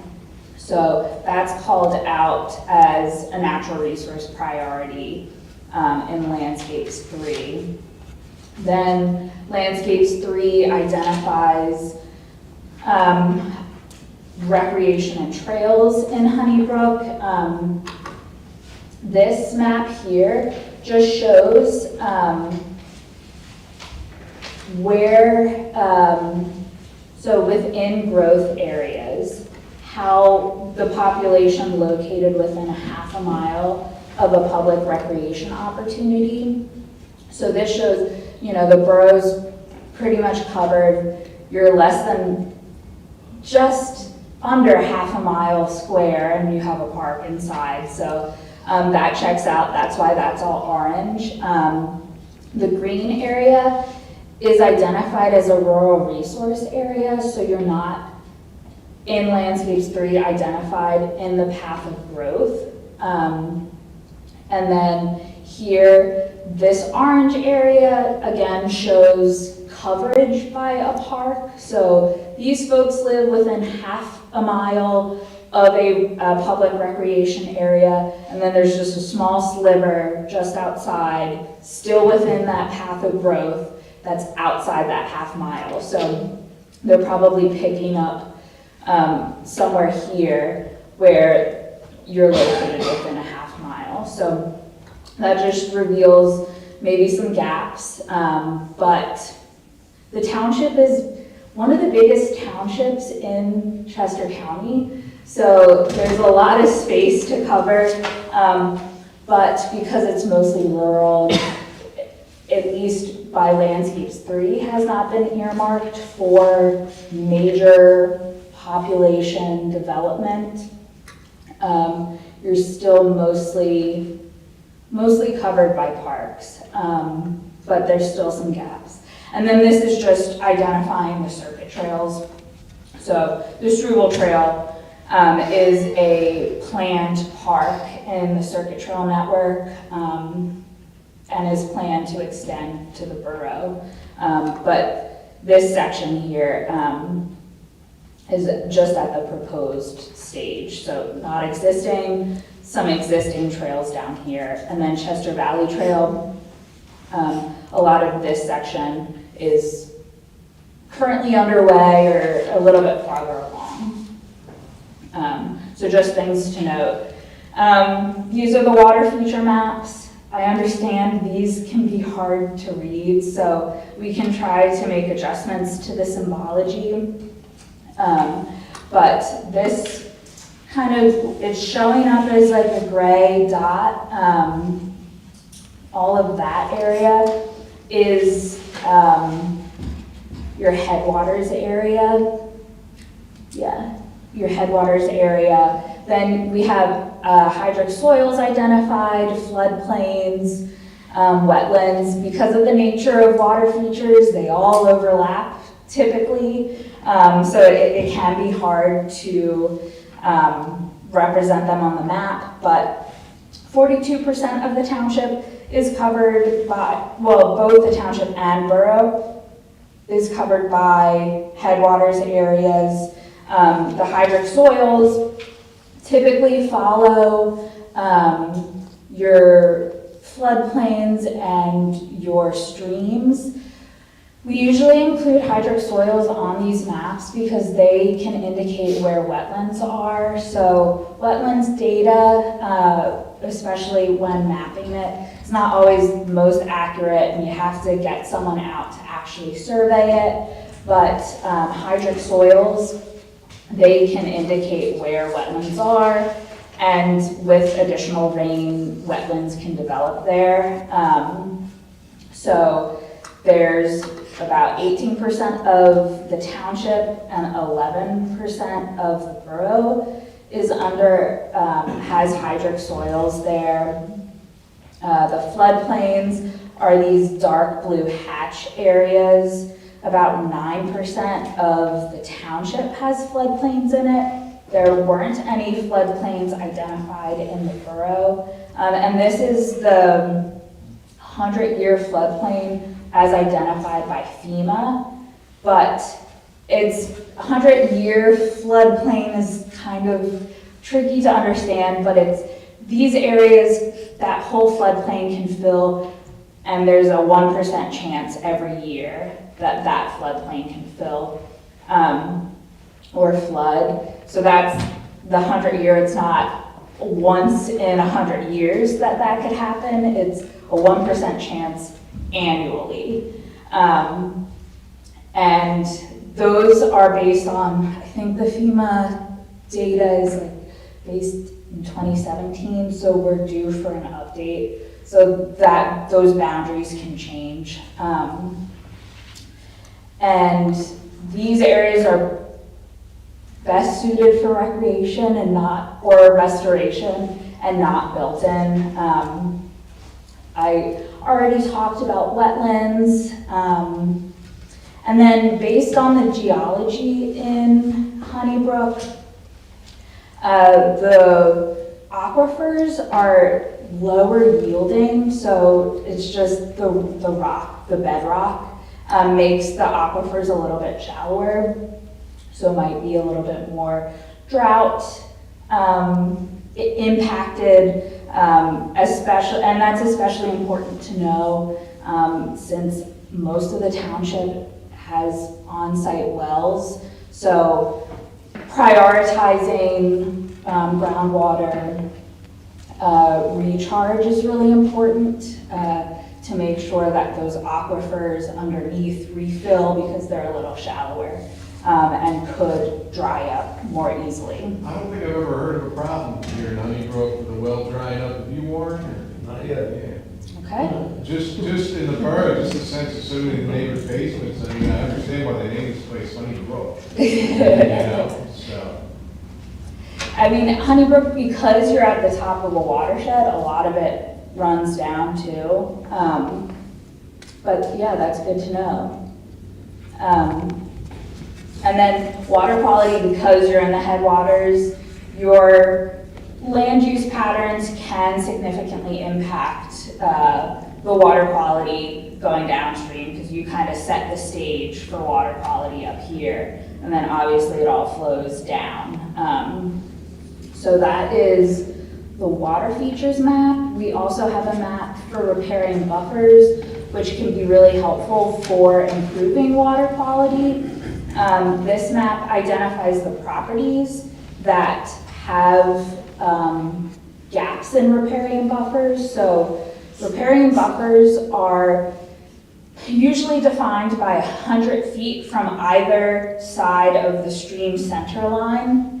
That's considered your riparian area. Forested riparian buffers are really important for water quality. So they can help filter and impact the stream health. So foresting that like 100-foot buffer is really helpful. So the green areas on this map are all forested, and then the red areas are potential gaps in forest. So there might be some vegetation there, but it's not a full forested buffer. So this just identifies where there might be opportunities for reforestation to help with water quality. Then this is the source water protection priority areas identified by the City of Wilmington. So the City of Wilmington provides basically pass-through funding through Brandywine Conservancy to implement projects to improve the water quality on the ground in Honeybrook. Because the City of Wilmington gets their water from the Brandywine, they've found that it's cheaper to invest in strategies in Honeybrook to help with water quality than to treat at the source. So they have a slate of funding to do projects in Honeybrook to improve water quality downstream. So these are their priority areas. I'm still getting information on what kind of projects. Typically it's agricultural BMPs, but I was also looking into whether preservation can be a strategy and if we've provided funding. So for the funding that they're providing this coming for 2025. So I'm getting a little bit more detail into what those projects can look like. But these are the areas where they've identified opportunities. Are the different colors representative of different priorities, or? I would assume so. I asked our staff member who works more closely with this, and she's meeting with the City of Wilmington next week to get more information. But I would assume these are different priorities, or they might indicate what types of projects you can implement in each cluster. So I'll try to get more information on this and how the project will, or the partnership will continue. Biologic resources, we have basically street trees and tree cover in the borough.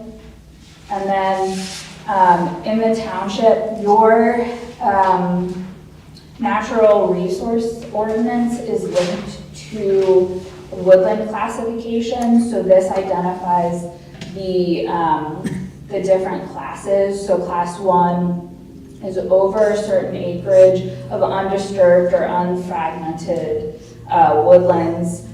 And then there's class 2 and class 3. And then the woodland interiors are defined by a 300-foot buffer from the forest edge. And interiors both indicate a full woodland, so without fragmentation. But there are also a lot of specific species that thrive specifically in the forest interior as opposed to on the edges. So it just indicates that, you know, these are larger woodlands that have specialized habitat for certain species. And then we have the riparian buffers on this. There is one PINDY site, Pennsylvania Natural Diversity Index, I think is what PINDY stands for, but it's the Pennsylvania Natural Heritage Program identifies certain sites that have either endangered species or habitat of specific quality. So there is one, and it looks to be like it's on a parcel, like a wooded parcel or a partially wooded parcel. But I wasn't able to figure out what specifically was at that site. Sometimes it's under lock and key. They don't want to tell you if there's a specific endangered species there. But there is one PINDY site in the township. And then land resources, I think it's pretty obvious that agricultural soils are abundant in this area. So all of this light green area, those are all agricultural soils. And you can also see it's, you know, pretty just rolling hills in most of the township. All of the steep slopes are kind of in the northern section and some in the southern section here. So those are your steeper sloped areas. And then we do have the different geological units identified, but it is a little bit hard to tell where one ends and the other begins. But those are the red circles.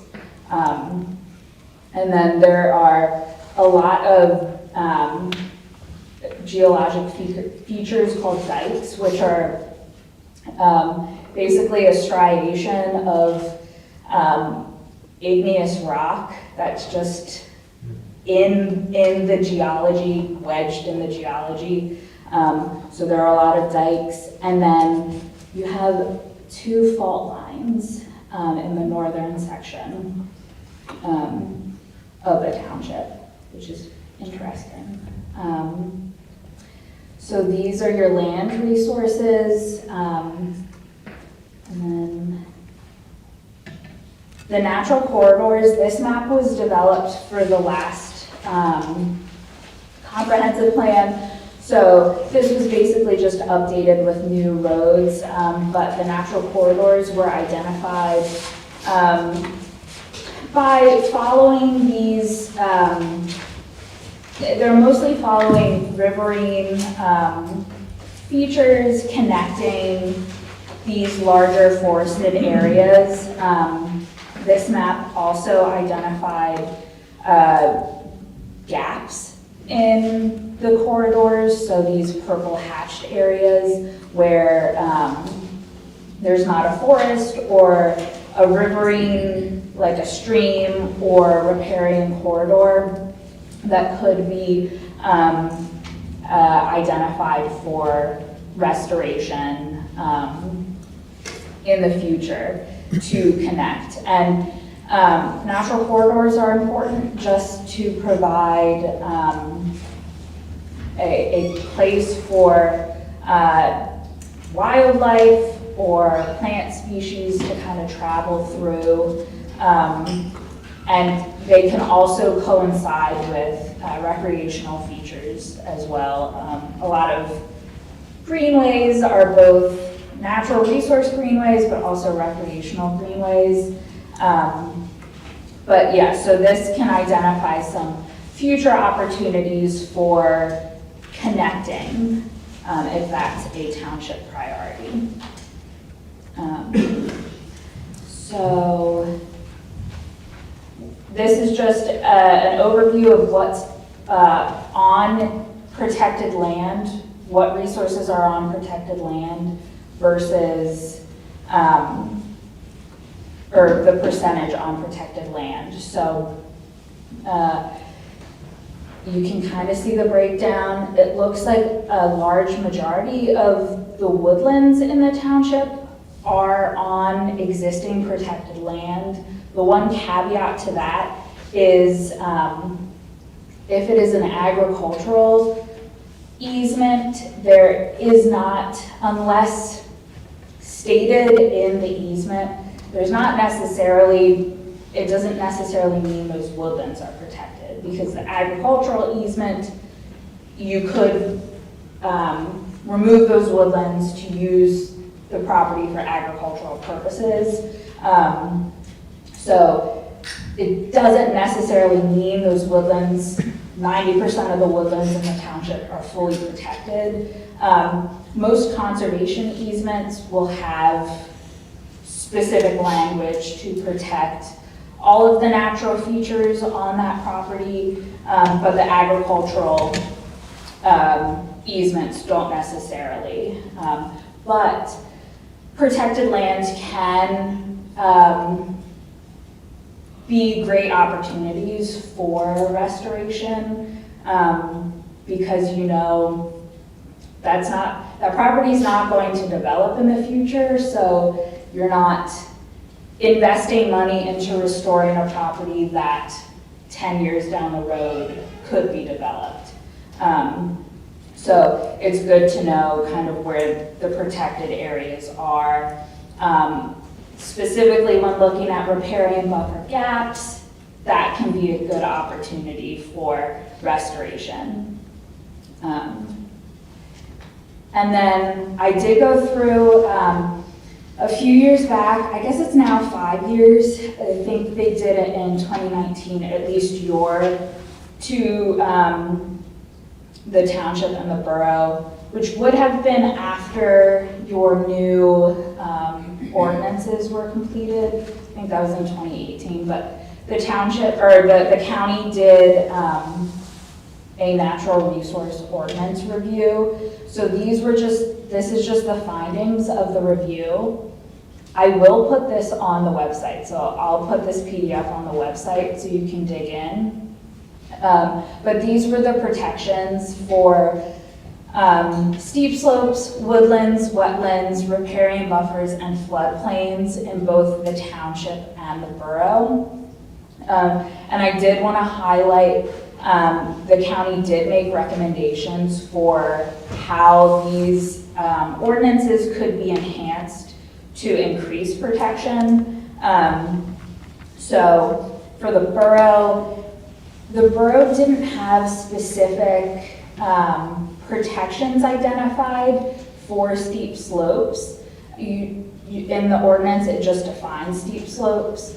Looking at the map, it doesn't look like there are any steep slopes in the borough. Not a good sledding hill in the borough. So I don't know how relevant adding steep slope protections would be, but the county did mention that the section that was on steep slopes was redacted from the borough ordinance. It might be because you determined that there aren't steep slopes in the borough. So just wanted to point that out, but also understand that you can't regulate something that you don't necessarily have. Then for the borough, the county recommended limiting woodland disturbance to 50%. Again, through this process, we can identify, are there any woodlands greater than an acre that could be protected through an ordinance, if that's relevant? So we could do a deep dive into that, but again, It's not like you have huge swaths of woodlands in the borough. And then they made some recommendations on the floodplain regulations as well, which I can share with you. But usually the floodplain regulations follow a state ordinance, just to be consistent. And then the township, the recommendations that the county pulled out were to increase the wetland margin. So most ordinances, they define a wetland and then they identify a buffer. And then within that buffer, there's a certain level of protection. So they recommended increasing the buffer to 50 feet around wetlands for further protection. And then for the riparian buffer, they recommended identifying specific riparian buffer regulations for special protection waters. So usually that's high quality or exceptional streams. So we can look at that through this process too, to identify if that's a relevant recommendation based on the streams in the township. So these are things we can identify as we go through the process. Some planning considerations, continue to focus development away from natural and agricultural resources. Township's already doing that. The borough doesn't have a lot of opportunity to do that. Then you can promote importance of natural resources and how they can be helpful in mitigating, for instance, extreme rainfall or drought, extreme heat, those types of things. Enhancing and restoring natural resources can be a consideration. Working with farmers and other organizations for best management practices, both agricultural, but it can be green stormwater infrastructure. I know the borough's already been working on that a lot. And then encouraging the use of native plants. The township has both a native plant list and an invasive plant list that's linked to the your ordinance, which is really helpful, but continuing to promote that. Then the open space inventory, again, this is mostly focused on the township, but we have a breakdown of the borough versus the township. Township is about 34% of the township is protected, and about 5% of the borough is protected, and you can see where these protected lands are. Most of them are agricultural easements in the township, with a few conservation easements in green, and then public lands are the blue, and then a few areas of HOA land. And then this is, I need to circle back about this pie chart, but we like to do a developed land versus protected land versus open for either. So the white areas just highlight either lands that aren't developed or protected. So there could be potential for development there. There could not be, all depends. But these are definitely areas that would be up for grabs, whether that's through protection or development. So it's about a third, and a third for the township between protected, developed, and land neither fully developed, so mostly farms, or land that hasn't been protected yet. I think the borough breakdown is not a third. So I want to check with our GIS manager on that. This pie chart might have been a combination between the township and the borough. So I'll circle back on that one. But obviously, there are still some areas in the town, in the borough, that could be preserved. A lot of them straddle between the township and the borough. So it could be an opportunity for joint preservation. And then this is just showing kind of how Honeybrook and Honeybrook Borough stack up to the surrounding municipalities in terms of preservation. And then Honeybrook Borough is at 5%, so you can kind of see, obviously, you can't fully compare the borough because some of these other areas like Spring City and Phoenixville Borough are obviously just larger areas, so there's more opportunities. But you can kind of do a little bit better of a comparison. Maybe Modena Borough would be a better comparison since that's a small borough. But you're not out of step in terms of preservation because obviously you're a more built environment. So planning considerations, closing critical open space gaps, kind of building on the open space that you've already developed, making sure that there's open space evenly distributed around the municipality for either passive rec or just being next to open space as opposed to development is better for healthy communities. Seek opportunities to provide open space to areas currently that don't have it or are underserved or there's more development there, just to spread that out. Look for opportunities to enhance on fee-owned properties, which you have very limited fee-owned properties in both areas, but there's always opportunities to do some enhancement, even if it's just a demo pocket garden or rain garden. So it's always helpful to look at that. And then promoting stewardship on the limited HOA lands that are in the township and borough. Sometimes those open space lands, there can be a lot of opportunity for restoration and good stewardship there. And then last, I don't think I have a lot of slides for this, is just the recreation component. So in the borough, we have identified the sidewalks. I don't know why the sidewalk along 322 is identified as a local trail, but we use the county data, so I guess they've just differentiated those. Maybe the sidewalk's a little bit wider. But these are the recreational resources in the borough. Obviously, you have the borough park. And then in the township, most of the trails identified are those planned trails. So this one is the Struble Trail.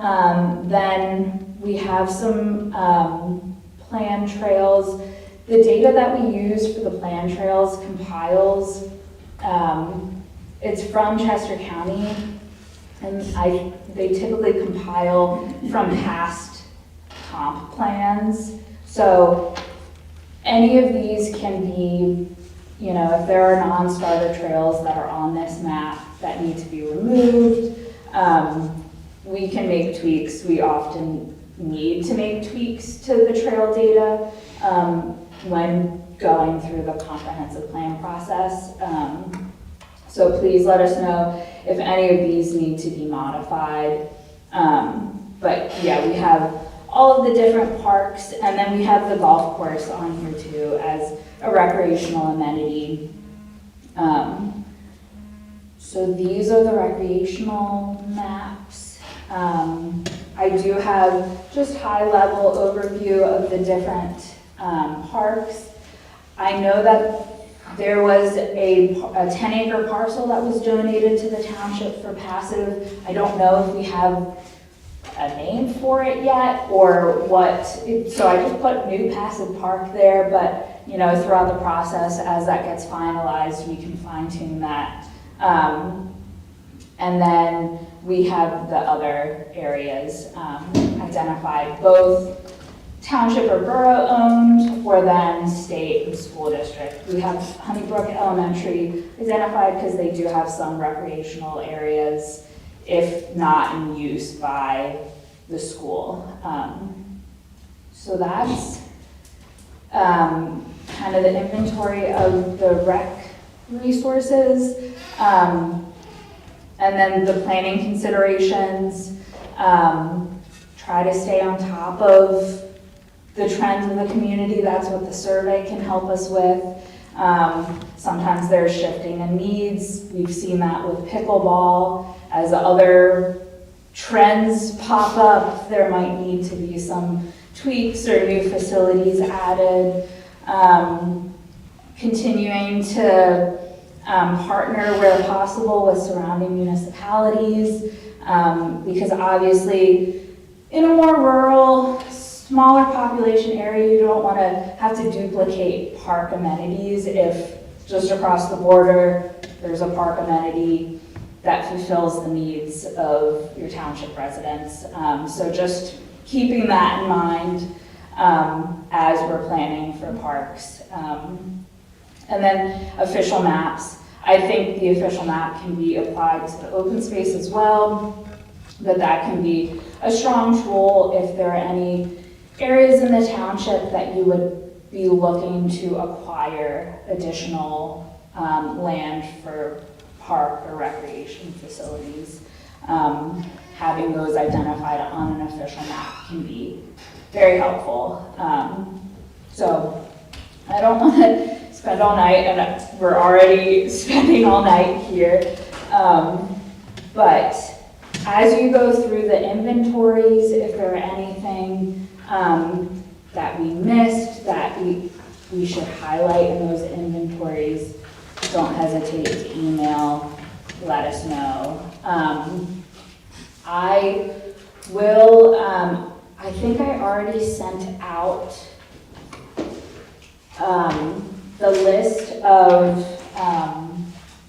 what was in the previous plan and what's either the township or borough has made progress on and what hasn't made progress on. If you could look, I don't know that we'll have a ton of time to review. Let me see if I have it up. But I do want to know what opportunities to include any of the recommendations from the past plan, what's still relevant for this plan. And I do think I sent that out. You did. I did, okay. So the one question I had for the borough, I know your public works staff person filled that out. When it said yes or no, did that mean the borough has completed it or hasn't? Or does that mean it was still a priority or not? I'll get back to that. Okay, Let me meet with him, because yeah, if you want the list of what's a priority now and all that, I mean, obviously from 11 years ago it's changed. So, right. yeah, I'm working on it. yeah. But I did get some good input on some of this. So this is the kind of, the green is complete. Some of these items are hard to check off the list because it's often continue to do something or it's an ongoing task. So it can be difficult to fully check it off, but sometimes you do need to just be constantly working on a certain priority, and if it's still relevant to the township, we can still keep it as that continuing. Yeah, I have it somewhat color-coded in terms of the green meaning ongoing or completed, the red meaning either it hasn't been started or hasn't been done, or there's not a lot of opportunity anymore for that. And the yellow or orange, at least on the township side, is, you know, there's the capacity to do it, but it hasn't been completed yet. So it's kind of that ongoing, or there might be interested in continuing that. So we didn't develop recommendations for these sections yet because we wanted to get public input first before hashing out the recommendations, but we can use the recommendations from the 2015 plan as the starting point. And if you all want to review these strategies and let us know what we should keep for the update. And even if it's keep, but we need to fine tune it, or we need to modify it. But, you know, the heart of the strategy still applies. We can do that and then just continue to fine tune. But yes, I know this meeting has gone for quite a while, so I don't want to belabor any points. I will, please feel free to send me any input on these strategies, on the inventories that I sent out.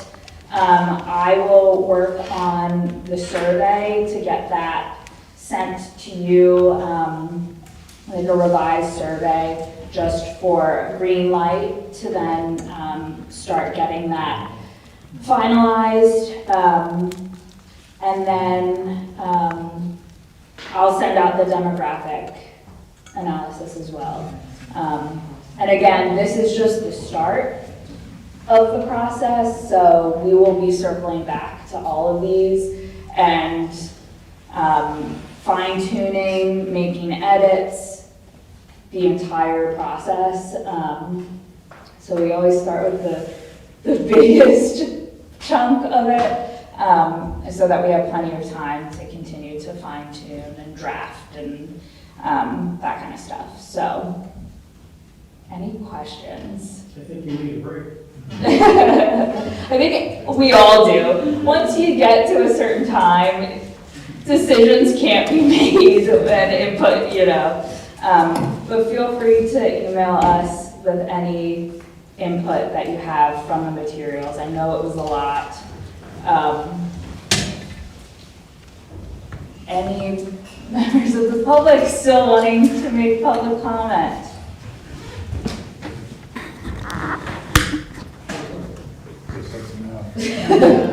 I wore them down. Yeah. So our next meeting is the 9th, but September 10th is, where we are set up for the visioning event. Yeah, so September 10th, and then the next task force meeting will be October 9th. And that task force meeting, Beth will be leading, and we can circle back to the natural resource strategies at that meeting, but then Beth will be introducing the heritage preservation topic and getting your input on that and how you want to include that in the comp plan. And maybe by then we'll have a little bit of a sneak peek into some of the public response. By then we'll at least have the input from the community visioning session that we can present. We can present initial responses from the community survey, but I think we'll probably be continuing that, but we can get some initial public participation summaries at that meeting as well. So yeah. So if there's nothing else, we're going to adjourn? So, Thanks for sticking with me. I made myself a very tight agenda, and I knew I would not stick to it, so, You did a good job. yes.